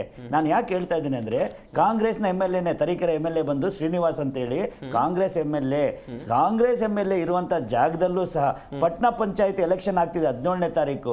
ಈ ಸರ್ಕಾರ ಆ ಪಟ್ಟಣ ಪಂಚಾಯತಿ ಹೋಗಿ ನೋಡ್ಬೇಕು, ಯಾಕಂದರೆ ಈ ರಾಜ್ಯದಲ್ಲಿ 5 ಕಡೆ ಪಟ್ಟಣ ಪಂಚಾಯತಿ ಎಲೆಕ್ಷನ್ ಆಗ್ತಿದೆ. ಅದ್ರ ಅಜ್ಜಂಪುರಕ್ಕೆ ಹೋಗಿ ನೋಡಲಿ ಇವ್ರು ಏನು ಸಾಧನೆಗಳನ್ನ ಮಾಡಿದ್ದಾರೆ ಅಂತೇಳಿ. ಸರ್, ಇಡೀ ಊರು ಇದು ಅಜ್ಜಂಪುರ ಊರು ಗೊಚ್ಚೆಮಯ ಆಗೋಗಿದೆ. ಮಳೆ ಬರ್ತಾ ಇದೆ, ಗೊಚ್ಚೆ, ಜನ ಓಡಾಡೋಕ್ಕಾಗೋದಿಲ್ಲ. ಈ ಸಂತೆಗಳಿದೆಯಲ್ಲ ಸರ್, ಸಂತೆಗಳಲ್ಲೆಲ್ಲ ಪೂರ್ತಿ ಗಲೀಜಾಗೋಗಿದೆ. ಇವ್ರು ಯಾವ ರೀತಿ ಹಳ್ಳಿಗಳನ್ನ ಮಾದರಿಯಾಗಿ ಮಾಡಕ್ಕೆ ಹೋಗ್ತಾರೆ? ನಾನು ಯಾಕೆ ಹೇಳ್ತಾ ಇದ್ದೀನಿ ಅಂದರೆ, ಇಷ್ಟೆಲ್ಲ ಹೇಳ್ತಾ ಇದ್ದಾರೆ. ಕರ್ನಾಟಕ ಸರ್ಕಾರದಲ್ಲಿ ನಾವು 5 ಗ್ಯಾರಂಟಿಗಳನ್ನ ಕೊಟ್ಬಿಟ್ಟಿದ್ದೀವಿ, 5 ಗ್ಯಾರಂಟಿಗಳು ಕೊಟ್ಟು ಹೆಣ್ಣು ಮಕ್ಕಳ 50% ದುಡ್ಡು ಉಳಿತಾ ಇದೆ ಅಂತ. ಇವತ್ತು ಹಳ್ಳಿಗಳಿಗೆ ಹೋಗಿ ನಿಜವಾಗ್ಲೂ ಸಿದ್ದರಾಮಯ್ಯ ಅವರು ಏನಿಲ್ಲಿ ಮೀಟಿಂಗ್ ಮಾಡ್ತಿದಾರಲ್ಲ, ಆ MLAಗಳು ಎಲ್ಲೆಲ್ಲಿದ್ದಾರೆ ಆ ಹಳ್ಳಿಗಳಿಗೆ ಹೋಗಿ ನೋಡಬೇಕು. ಅವತ್ತು ಕರೆಕ್ಟಾಗಿ ಗೊತ್ತಾಗುತ್ತೆ. ಇಡೀ ರಾಜ್ಯದಲ್ಲಿ ನಾನು ಬಿಜೆಪಿಯನ್ನು ತುಂಬಾ ದೊಡ್ಡ ಕೆಲಸ ಮಾಡಿತ್ತು ಅಂತ ಹೇಳೋದಿಲ್ಲ. ಬಿಜೆಪಿ ಮಾಡಾಕಿತ್ತಲ್ಲ ಟಾರು, ಅದು ಇಲ್ಲ ಇವತ್ತು.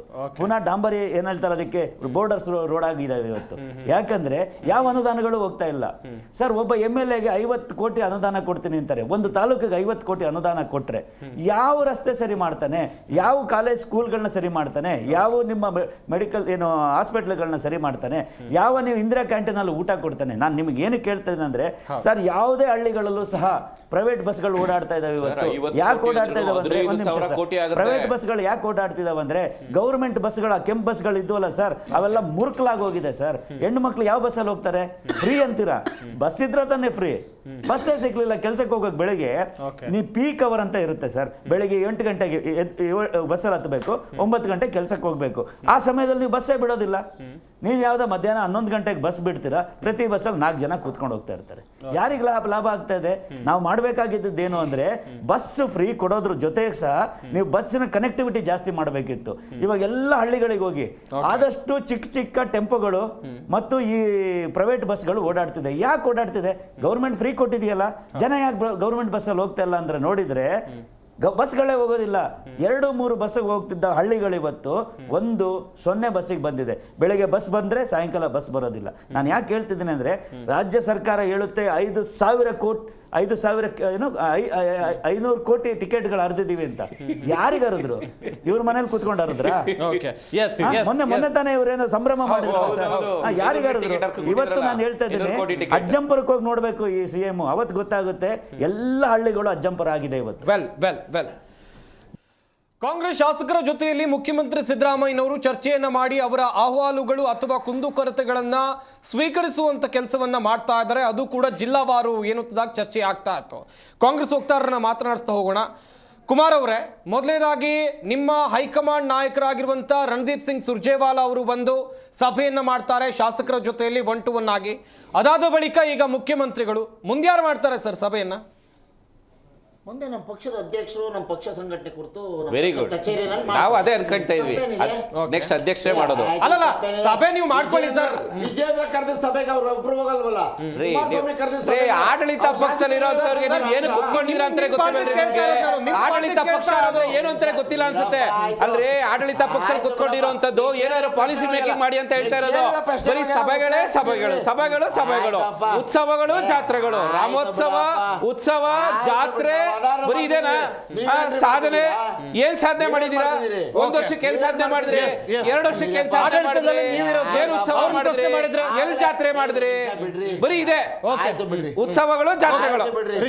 ನಾವೇನ್ ಕಾರ್ಯಕ್ರಮ ಕೊಟ್ಟಿದ್ದೇವೆ ಅಂತ ಜನರ ಮುಂದೆ ಹೋಗಿ ಹೇಳಿದ್ದೇವೆ. ನಮಗೆ ಹೇಳ್ರಿ, ಇಲ್ಲಿ ಯಾಕೆ ತಾಕತ್ತಿಲ್ವಾ ಹೇಳಕ್ಕೆ? ಹೇಳ್ರಿ. ಒಂದ್ ನಿಮಿಷ JDS ಅವರು ಅವಾಗ್ಲೇ ಹೇಳ್ತಿದ್ರು, ಅಯ್ಯೋ ಯಾಕಾದ್ರೂ JDS ಇದು ಬಿಜೆಪಿ ಕಾಂಗ್ರೆಸ್ ಅಲ್ಲಿ 366 ಗೆದ್ದು ಬಿಟ್ಟಿದೀವಿ ಅಂತ. ಯಾಕಾದ್ರೂ 18 ಜನ ಶಾಸಕರು ಗೆದ್ರ JDS ಅಲ್ಲಿ ಅಂತ ಅಳುತ್ತಿದ್ದಾರೆ, ಕಣ್ಣಲ್ಲಿ ನೀರ್ ಹಾಕತಾ ಇದಾರೆ. ಅದ್ರ ಬಗ್ಗೆ ಮಾತಾಡ್ಕೊಳ್ರಿ. ನೀವು 138 ಜನ ಗೆದ್ದಿದ್ರಿಂದ ಸರ್ಕಾರ ಇದೆಯಲ್ರಿ, ಎಷ್ಟು ಜನಕ್ಕೆ ಎಷ್ಟು ಅನುದಾನ ಕೊಟ್ಟಿದ್ರೆ ಹೇಳ್ಬಿಡಿ. ಪಂಚ ಗ್ಯಾರಂಟಿಗಳ ಹೊರತಾಗಿ ಹೇಳಿಕೊಳ್ಳುವಂತ ಯೋಜನೆಯನ್ನ ರಾಜ್ಯದ ಜನತೆಗೆ ಏನ್ ಕೊಟ್ಟಿದ್ದೀರಿ ಸರ್? ಹೇಳಿ ಜನಕ್ಕೆ ಹೇಳಿ, ಯಾವ್ಯಾವ ಕ್ಷೇತ್ರಕ್ಕೆ ಎಷ್ಟು ಅನುದಾನ ಕೊಟ್ಟಿದ್ರೆ ಹೇಳಿ. ಅಲ್ರಿ, ಆಡಳಿತ ಪಕ್ಷದಲ್ಲಿ ಯಾವ ಕ್ಷೇತ್ರಕ್ಕೆ ಎಷ್ಟು ಅನುದಾನ ಕೊಟ್ಟಿದ್ರೆ ಹೇಳಿ. ಒಂದ್ ನಿಮಿಷ ದಯವಿಟ್ಟು. ಆ ಯಶವಂತಪುರ ಕ್ಷೇತ್ರದಲ್ಲಿ ಅವ್ರ ಮಿತ್ರ ಪಕ್ಷ ಕ್ಯಾಂಡಿಡೇಟ್ ಆಗ್ಬಿಟ್ರೆ ಅಂತ ಅಲ್ಲೊಬ್ರು ಹೇಳ್ತಿದ್ದಾರೆ. ಅದ್ರ ಬಗ್ಗೆ ಮಾತಾಡ್ಕೊಳ್ರಿ ನೀವಿಬ್ರು. ಅಲ್ಲ, ಅಲ್ಲಿರೋ ಈಗಿರೋ ಶಾಸಕರ ಕತೆ ಏನಾಗಿದೆ ಅದು ನೋಡ್ಕೊಳ್ಳಿ ನೀವು. ಅರ್ಥ ಆಗ್ತಾ ಇದೆಯಾ ಸರ್? ದಯವಿಟ್ಟು ಹೇಳ್ತಾ ಇದ್ರಿ ಸರ್. ನೀವು ಕೇಳಿದ ಪ್ರಶ್ನೆಗೆ ಹೇಳ್ತೇನೆ ನೋಡಿ. ಈಗ ಸಭೆ ಕರೆದಿರೋದೇ ಶಾಸಕರನ್ನ ನಮ್ಮ ಆತ್ಮ ಮಿತ್ರರು ಹೇಳ್ದಂಗೆ ಮತ್ತು ಇವರು ಹೇಳ್ದಂಗೆ ಕೂಡ ಈಗ ಶಾಸಕರಿಗೆ ಅನುದಾನ ಈಗ ವೈಯಕ್ತಿಕವಾಗಿ ಏನು 50 ಕೋಟಿ ಕೊಡ್ತಾ ಇದೆ ಸರ್ಕಾರದಿಂದ. ಈ ಥರದ್ದು ಏನು ತುಂಬ ಕ್ರಿಟಿಕಲ್ ಇರೋ ಪರಿಸ್ಥಿತಿ ಎಲ್ಲೆಲ್ಲಿ ಏನೇನಿದೆ ಅದನ್ನು ಖರ್ಚು ಮಾಡೋದಕ್ಕೆ ನಿಮ್ಗೆ ಏನೇನು ಸಾಧ್ಯತೆಗಳಿದ್ದಾವೆ ಅದನ್ನು ಮಾಡಿ. ಇನ್ನೂ ಹೆಚ್ಚುವರಿ ಏನಾದರೂ ನಿಮ್ಮ ಜಿಲ್ಲೆ, ನಿಮ್ಮ ತಾಲೂಕಿಗೆ ಬೇಕು ಅಂತಂದರೆ ಮುಂದಿನ ದಿನಗಳಲ್ಲಿ ನಾವು ಅದಕ್ಕೆ ಸಂಬಂಧಪಟ್ಟಂತೆ ಚಟುವಟಿಕೆಗಳನ್ನ, ಕಾರ್ಯಯೋಜನೆಗಳನ್ನ ಸಿದ್ಧಪಡಿಸೋದಕ್ಕೆ ಅಂತ ಈ ಸಭೆ ಕರೀತಾ ಇರೋದು ಸರ್. ಸುಮ್ಮನೆ ನೀವು ಏನೋ ಉಯಿಲೆ ಬಸ್ಬಿಟ್ರೆ ಈಗ 50 ಕೋಟಿ JDS ಅವರು 50 ಕೋಟಿ ಅವ್ರೇ ಇವ್ರು ಕಾಲ್ ಹಿಡ್ಕೊಂಡು ಮೇಲಕ್ಕೆ ಬಂದಿರೋರು. ಅವರು ಅವ್ರು ಏನ್ ಹೇಳ್ತಾರೆ ಕರ್ನಾಟಕಕ್ಕೆ? ಬಾಲ ಹಿಡ್ಕೊಂಡು ಮೇಲಕ್ಕೆ ಬಂದಿರೋರು ಅಧಿಕಾರಕ್ಕೆ ಬಂದಿರೋರು. ಆಯ್ತು, ಆಯ್ತು ಬಿಡಪ್ಪ, ಎಷ್ಟು ಕೊಟ್ಟಿದ್ದೀರಾ? ಆಯ್ತು ಬಿಡಪ್ಪ. ಹೇಳಿ. 50 ಕೋಟಿ ಈಗಾಗಲೇ ಎಲ್ಲಾ ಶಾಸಕರಿಗೂ ಅನುದಾನ ಘೋಷಣೆ ಎಲ್ಲರಿಗೂ ಕೊಟ್ಟಿದ್ದೀರಾ ನೀವು? ಅಲ್ಲ ಸರ್, ಎಲ್ಲರಿಗೂ ಈ 50 ಕೊಟ್ಟಿದ್ದೀರಾ? ಕೋಟಿ ಅನುದಾನವನ್ನು ನಿಮ್ಮ ಹೈಕಮಾಂಡ್ ಹೌದು ನಾಯಕರು ರೀ. ಸಭೆ ಮಾಡಿದ್ಮೇಲೆ ಕೊಡ್ಬೇಕಾ? ಹೌದು ರೀ. ಒಂದು ನಿಮಿಷ, ಬಜೆಟ್ ಸರ್, ಆಗಿ ಎಲ್ಲಾ ಕ್ಷೇತ್ರಕ್ಕೂ ಕೊಟ್ಟಿಲ್ಲ. ಓಕೆ. ಒಂದು ನಿಮಿಷ, ಬರೀ 2 ಕೋಟಿ ಇವರು ಯಾರು ಮಿಸ್ಟರ್ ಯಡಿಯೂರಪ್ಪ ಕೊಟ್ಟಿದ್ದು ಜ್ಞಾಪಕ ಮಾಡ್ತಾಬಿಟ್ಟಿದ್ಯಾ? ಬೇರೆ ಪಕ್ಷದವ್ರಿಗೆ ಇಲ್ಲಿ 50 ಕೋಟಿನೂ ಕೊಡಬಾರ್ದು ಅಂತ ಹೇಳಿದ್ದಾರೆ ಇವರು. ಹೇಳ್ರಿ ಮಾಧ್ಯಮದ ಮುಂದೆ. 2 ಕೋಟಿ ಕಾಂಗ್ರೆಸ್ ಎಲ್ಲೆಲ್ಲಿ ಶಾಸಕರಿದ್ದಾರೋ ಅವ್ರಗಳಿಗೆ ಮಾತ್ರ 50 ಕೋಟಿ ಅಂತ ಹೇಳಿರುವಂತದ್ದು. ಬಿಜೆಪಿ ಶಾಸಕರಿಗೆ ಜೆಡಿಎಸ್ ಶಾಸಕರಿಗೆ ಅನೌನ್ಸ್ ಮಾಡಿದ್ರೆ ಹೇಳಿ ನೀವು. 50 ಕೋಟಿ ಕೊಡ್ತಾ ಇದ್ದೇವೆ. 50 ಕೋಟಿ 224 ಸರಿ ಅಂದ್ರೆ ನಿಮಿಷ ಬಿಡ್ರಿ. 224 ಕ್ಷೇತ್ರಕ್ಕೆ 50 ಕೋಟಿ. ಆಪ್ರ ವಕ್ತಾರ ಹೇಳ್ದಂಗೆ 50 ಕೋಟಿ 224 ಕ್ಷೇತ್ರಕ್ಕೂ ಕೊಡ್ತಾ ಇದ್ದೀರಾ ಹೇಳಿ. ಮೊದಲ ಆದ್ಯತೆ ಅಲ್ಲೂ ಕೊಟ್ಟು ನಂತರದಲ್ಲಿ ಬೇರೆ ಇನ್ನು ಕಾರ್ಯಯೋಜನೆಗಳು ಯಾರು ಆಪ್ತ ಮಾಡ್ಬೇಕಾಗಿದೆ. ವಕ್ತಾರರು ಬೇರೆ ಮಾತನ್ನು ಹೇಳ್ತಾ ಇದ್ರು ಸರ್. ಗ್ಯಾರಂಟಿ ಯೋಜನೆಗಳ ಬಗ್ಗೆ ನೆನಪಿದೆಯಾ ಸರ್ ನಿಮ್ಗೆ? ನೋಡಿ ಸರ್, ಗ್ಯಾರಂಟಿಗಳನ್ನ ವಿರೋಧ ಮಾಡೋದಂತ ಅವ್ರು ಹೇಳಲಿಲ್ಲ. ಗ್ಯಾರಂಟಿಗಳು ವಿರೋಧ ಮಾಡ್ತೀವಿ ಅಂತ ಎಲ್ಲೂ ಹೇಳಿಲ್ಲ. ಗ್ಯಾರಂಟಿ ಮತ್ತು ಬಿಜೆಪಿ ಅವರು ನಾವೆಲ್ಲ ವಿರೋಧ ಮಾಡ್ತಾ ಇಲ್ಲ. ನಿಮಗೆ ಬಜೆಟ್ ಇದ್ರೆ ಕೊಡಿ. ನಾವು ಸಕ್ಸಸ್ಫುಲ್ ಆಗಿ ಸನ್ಮಾನ್ಯ ಕುಮಾರಣ್ಣನವರು ರೈತರ ಸಾಲ ಮನ್ನಾ ಮಾಡಿದ್ರು 30,000 ಕೋಟಿ ಸಕ್ಸಸ್ಫುಲ್ ಆಗಿ ಮಾಡಿದ್ರು. ಆ ರೀತಿ ಯಾವ್ದಾರು ಒಂದು ಯೋಜನೆ ತರಿಸಿರೋಣ ಕಾಂಗ್ರೆಸ್ನವರು. ಯಾವ್ದಾರು ಒಂದು ಯೋಜನೆ ಸಕ್ಸಸ್ಫುಲ್ ಆಗಿ ಸನ್ಮಾನ್ಯ ಕುಮಾರಣ್ಣನವರು ಮಾಡಿದ್ರು ರೈತರ ಸಾಲ ಮನ್ನಾ. ಆ ರೀತಿ ಚರ್ಚೆ ಮಾಡೋಣ. ಸಾಲ ಮನ್ನಾ ಮಾಡಿ ಅಡ್ವರ್ಟೈಸ್ಮೆಂಟ್ ತಗೊಂಡೋದ್ರು ಗೋವಿಂದರಾಜ್ ಅವರೇ, ರೈತರ ಸಾಲ ಮನ್ನಾ ರೈತರ ಸಾಲ ಮನ್ನಾ ಆಗಿದೆ. 4 ಪಕ್ಷದ ವಕ್ತಾರರು ಇದ್ದಾರೆ. ಇಲ್ಲಿ 4 ಪಕ್ಷದ ವಕ್ತಾರರು ಇದ್ದಾರೆ. ಇಲ್ಲಿ 4 ಪಕ್ಷದ ವಕ್ತಾರರು ಇದ್ದಾರೆ. ಘೋಷಣೆ ಮಾಡೋದಿಲ್ಲ. ಘೋಷಣೆ ಮಾಡಿಲ್ಲ. 4 ಪಕ್ಷದ ವಕ್ತಾರರು ಇದ್ದಾರೆ. ರೈತರಿಗೆ ತಲುಪಿಸಿದೀವಿ. ಗೋವಿಂದರಾಜ್ 30,000 ಕೋಟಿ ರೈತರಿಗೆ ಸಾಲ ಮನ್ನಾ ಆಗಿದೆ. ನಾನು ಹೇಳ್ತಾ ಘೋಷಣೆ ಅಲ್ಲ. ಕಾಂಗ್ರೆಸ್ನ ವಕ್ತಾರರನ್ನ ಪ್ರಶ್ನೆ ಮಾಡ್ತಾ ಇದ್ದೆ. ಸರ್ಕಾರ ಗ್ಯಾರಂಟಿ ಯೋಜನೆಗಳನ್ನು ಹೊರತುಪಡಿಸಿದಂತೆ ಹೇಳಿಕೊಳ್ಳುವ ಸಾಧನೆಯನ್ನ ಏನ್ ಮಾಡಿದೆ ಅಂತ ಹೇಳಿ. ಇವರ ಸಮಾವೇಶವೇ ಸಾಧನೆ ಆಯ್ತು. ಹಾಗಾದ್ರೆ ಹೋಟ್ಲಲ್ಲಿ ರೂಮ್ ಮಾಡಿ ನಿಮ್ಗೆ ಸಿಎಂ ಯಾರು ಅಂತಾರೆ ಗೊತ್ತಿಲ್ಲ. ಕುತ್ಕೊಳ್ರಿ. ನಿಮ್ಗೆ ಸಿಎಂ ಯಾರು ಅಂತಾರೆ ಗೊತ್ತಿಲ್ಲ. ನಿಮ್ಗೆ ಸಿಎಂ ಯಾರು ಅಂತಾರೆ ಗೊತ್ತಿಲ್ಲ. ಕುತ್ಕೊಳ್ರಿ. ಗೊತ್ತು ಕಾಂಗ್ರೆಸ್ ಅವರಿಗೆ ಸಿಎಂ ಯಾರು ಗೊತ್ತಿದೆ. ಜೆಡಿಎಸ್ ಅವ್ರು ಏನು ಅಂತ ಗೊತ್ತು. ಕುತ್ಕೊಳ್ರಿ. ಕಾಂಗ್ರೆಸ್ ಸಿಎಂ ಇಲ್ಲ. ಕುತ್ಕೊಳ್ರಿ. ಕಾಂಗ್ರೆಸ್ ಸಿಎಂ ಇಲ್ಲ. ಕುತ್ಕೊಳ್ರಿ. ಅದಕ್ಕೆ ಹೇಳಿಸಿದ್ದು. ಕಾಂಗ್ರೆಸ್ ವಕ್ತಾರರಿಗೆ ಒಂದು ಡೆಕೋರಂ ಗೊತ್ತಿಲ್ಲ. ಯಾರಿಗೆ? ನಿಮ್ಮ ಮಿತ್ರ ಪಕ್ಷದವ್ರಿಗೆ ಡೆಕೋರಂ ಗೊತ್ತಿದೆ. ದೇಶ ತುಂಬಾ ಎಲ್ಲ ಸುಳ್ಳುಗಳು ಹೇಳಿ ಮೋಸ ಮಾಡಿ ಟೋಪಿ ಹಾಕಿ ನಾಮ ಮಾಡಿದಂತ ಯೋಜನೆಗಳ ಗೊತ್ತಿದೆ. ಡೆಕೋರಂ ಟೋಪಿ ಹಾಕೋದು, ನಾಮ ಮಾಡೋದು, ಮೋಸ ಮಾಡೋದು, ಸುಳ್ಳು ಹೇಳೋದು, ದೇವರು ಧರ್ಮ ಅಂತ ಮಾಡೋದು ನಿಮಗೆ ಗೊತ್ತಿದೆ. ಡೆಕೋರಂ ನೀವೇನೇನ್ ಮಾಡಿದಿರ ಕರ್ನಾಟಕಕ್ಕೆ?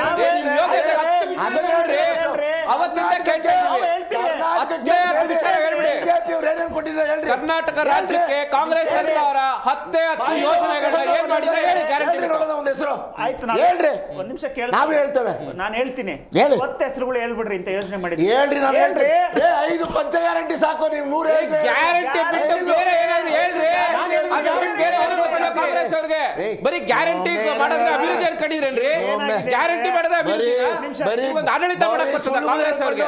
ಒಂದು ರಾಷ್ಟ್ರೀಯ ಪಕ್ಷ ನಾಚಿಕೆ ಆಗಲ್ವಾ? ಗ್ಯಾರಂಟಿ ಬಿಟ್ಟು ಬೇರೆ ಏನು ಹೇಳಕ್ ಬರಲ್ಲ ನಿಮ್ಗೆ? ಅಭಿವೃದ್ಧಿ ಅಂತ ಬರೀ ಗ್ಯಾರಂಟಿನ ಯಾರು ಆಡಳಿತ ಮಾಡಿ ದೇಶವನ್ನ ಅದನ್ನೆಲ್ಲ ಮಾರಾಕ್ತಾ ಇದ್ದೀರಾ ನೀವು 11 ವರ್ಷದಲ್ಲಿ. ಕಾಂಗ್ರೆಸ್ ಮಾಡಿಟ್ಟಿರೋ ಎಲ್ಲಾ ಸಂಸ್ಥೆಗಳನ್ನು ಬಿಜೆಪಿ ಮಾಡ್ತಾ ಇದ್ದಾರೆ ದಿನ ಬೆಳಗ್ಗೆ. ಆದ್ರೆ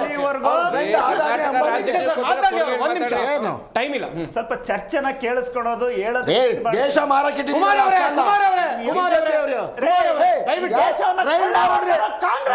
ರೈಲ್ ಮಾರಿದ್ರೆ, ಏರೋಪ್ಲೇನ್ ಮಾರಿದ್ರೆ, ವಿಮಾನ ನಿಲ್ದಾಣ ಕಾಂಗ್ರೆಸ್ ನೀವೇನ್ ಮಾಡಿದ್ರೆ ಹೇಳ್ರಿ ಅಲ್ಲಿ. ಕಾಂಗ್ರೆಸ್ ನೀವೇನ್ ಮಾಡಿದ್ರೆ ಹೇಳಿ ರಾಜ್ಯದಲ್ಲಿ. ಮಾತಾಡಿ. ಬಂದ್ರು ಮಾರ್ಬಿಟ್ರು, ಏರೋಪ್ಲೇನ್ ಆಡಳಿತ ಪಕ್ಷ ಏನು ಅಂತಾರೆ ಗೊತ್ತಿಲ್ಲ. ಕಾಂಗ್ರೆಸ್ ಅವರಿಗೆ 138 ಜನ ಮ್ಯಾಂಡೇಟ್ ಕೊಟ್ಟಿದ್ದಾರೆ. ಇದನ್ನ ದುರ್ಬಳಕೆ ಮಾಡಿಕೊಂಡು ಅವರಿಗೆ ಸಿಎಂ ಯಾರು, ಆಡಳಿತ ಅಂದ್ರೇನು, ನೈತಿಕತೆ ಇಲ್ಲ ಕಾಂಗ್ರೆಸ್ ಅವರಿಗೆ. ಇನ್ನು 20 ವರ್ಷ ಕರ್ನಾಟಕ ರಾಜ್ಯದಲ್ಲಿ ಕಾಂಗ್ರೆಸ್ ಧೂಳಿಪಟ ಆಗುತ್ತೆ. ಕರ್ನಾಟಕ ರಾಜ್ಯದಲ್ಲಿ ಜನತೆಗೆ ಮತದಾರರಿಗೆ ಒಬ್ಬೊಬ್ಬರು ಶಾಸಕರ ಚರ್ಚೆ ಆಗೋದಿಲ್ಲ. ದಯವಿಟ್ಟು ಎಷ್ಟೋ ಜನ ವೀಕ್ಷಕರು ನೋಡ್ತಾ ಇದ್ದಾರೆ. ನೀವೊಬ್ರು ಆಡಳಿತ ಪಕ್ಷದ ವಕ್ತಾರರು, ನಿಮ್ಮ ಪಾರ್ಟಿ ಏನ್ ಮಾಡ್ತಾ ಇದೆ? ಅದು ಗೊತ್ತಾಗ್ಬೇಕು, ಅದನ್ನ ಹೇಳಿ. ನಿಮ್ಮ ಸಾಧನೆ ಏನು? ಬೇಸಿಕ್ ಅದನ್ನ ಕಾಮನ್ ಹೇಳಿ. ಸೆನ್ಸ್ ಗೊತ್ತಿಲ್ಲ ಕಾಂಗ್ರೆಸ್ ಅವರಿಗೆ. ಒಳ್ಳೆ basic ಏ, sense ನಿಮ್ಗೆ ನೀವು ಗೊತ್ತಿಲ್ಲ. ಬರ್ಬೇಕಾಗಿರೋದಿಲ್ಲ, ನೀವು ಮಾಡಿರೋ ಸಾಧನೆ ಇದೆ ಹೇಳ್ಬೇಕು. ಆಮೇಲೆ ಮಾತಾಡಿ. ಕೊನೆಯ ಪ್ರತಿಕ್ರಿಯೆ. ನೋಡಿ, ಕೇಳಿಸ್ಕೊಳ್ರಿ, ಆಯ್ತು. ಆಯ್ತು, ಕೇಳಿಸ್ಕೊಳ್ರಿ, ಆಯ್ತು, ಕೂತ್ಕೊಳ್ರಿ. ಈಗ ನಾವು ಕೇಳೋವಂಥದ್ದು ಕಾಂಗ್ರೆಸ್. ಏ, ಕೂತ್ಕೊಳ್ರಿ. ಕುಮಾರ್ ಅವರೇ, ಒಂದ್ ನಿಮಿಷ. ಹೇಳಿದೆ.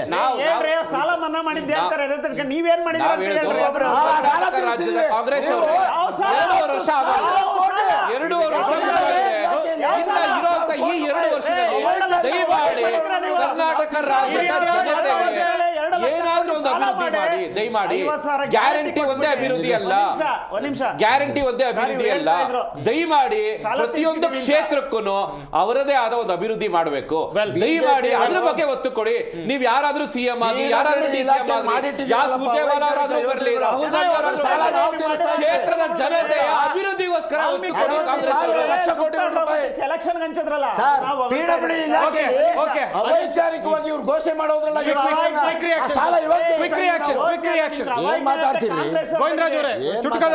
ಗುತ್ತಿಗೆದಾರರಿಗೆ ಸಾಲ ನಾವು ತೀರಿಸ್ತಾ ಇದ್ದೇವೆ. ಇವತ್ತು ನಡೀತಾ ಇರತಕ್ಕಂತ ಸರಣಿ ಸಭೆಗಳು ಈ ರಾಜ್ಯದ ಅಭಿವೃದ್ಧಿಗೋಸ್ಕರ ಅಲ್ಲ. ಇವತ್ತು ಏನಾದ್ರೂ ಅವ್ರು ಸರಣಿ ಸಭೆಗಳು ಮಾಡ್ತಾರೆ ಇದ್ರೆ ಅವ್ರ ಕುರ್ಚಿಗಾಗಿ ಇವತ್ತು ಸಭೆಗಳು ಮಾಡ್ತಾ ಇದ್ರೆ. ಕಾಂಗ್ರೆಸ್ ವಕ್ತಾರರು ಹೇಳ್ತಾ ಇದ್ರು, ರಾಹುಲ್ ಗಾಂಧಿ ಏನೋ ಡೆಲ್ಲಿಯಿಂದ ಬಂದು 4ನೇ ತಾರೀಕು ಒಂದು ದೊಡ್ಡ ರ್ಯಾಲಿ ಮಾಡ್ತಾರೆ.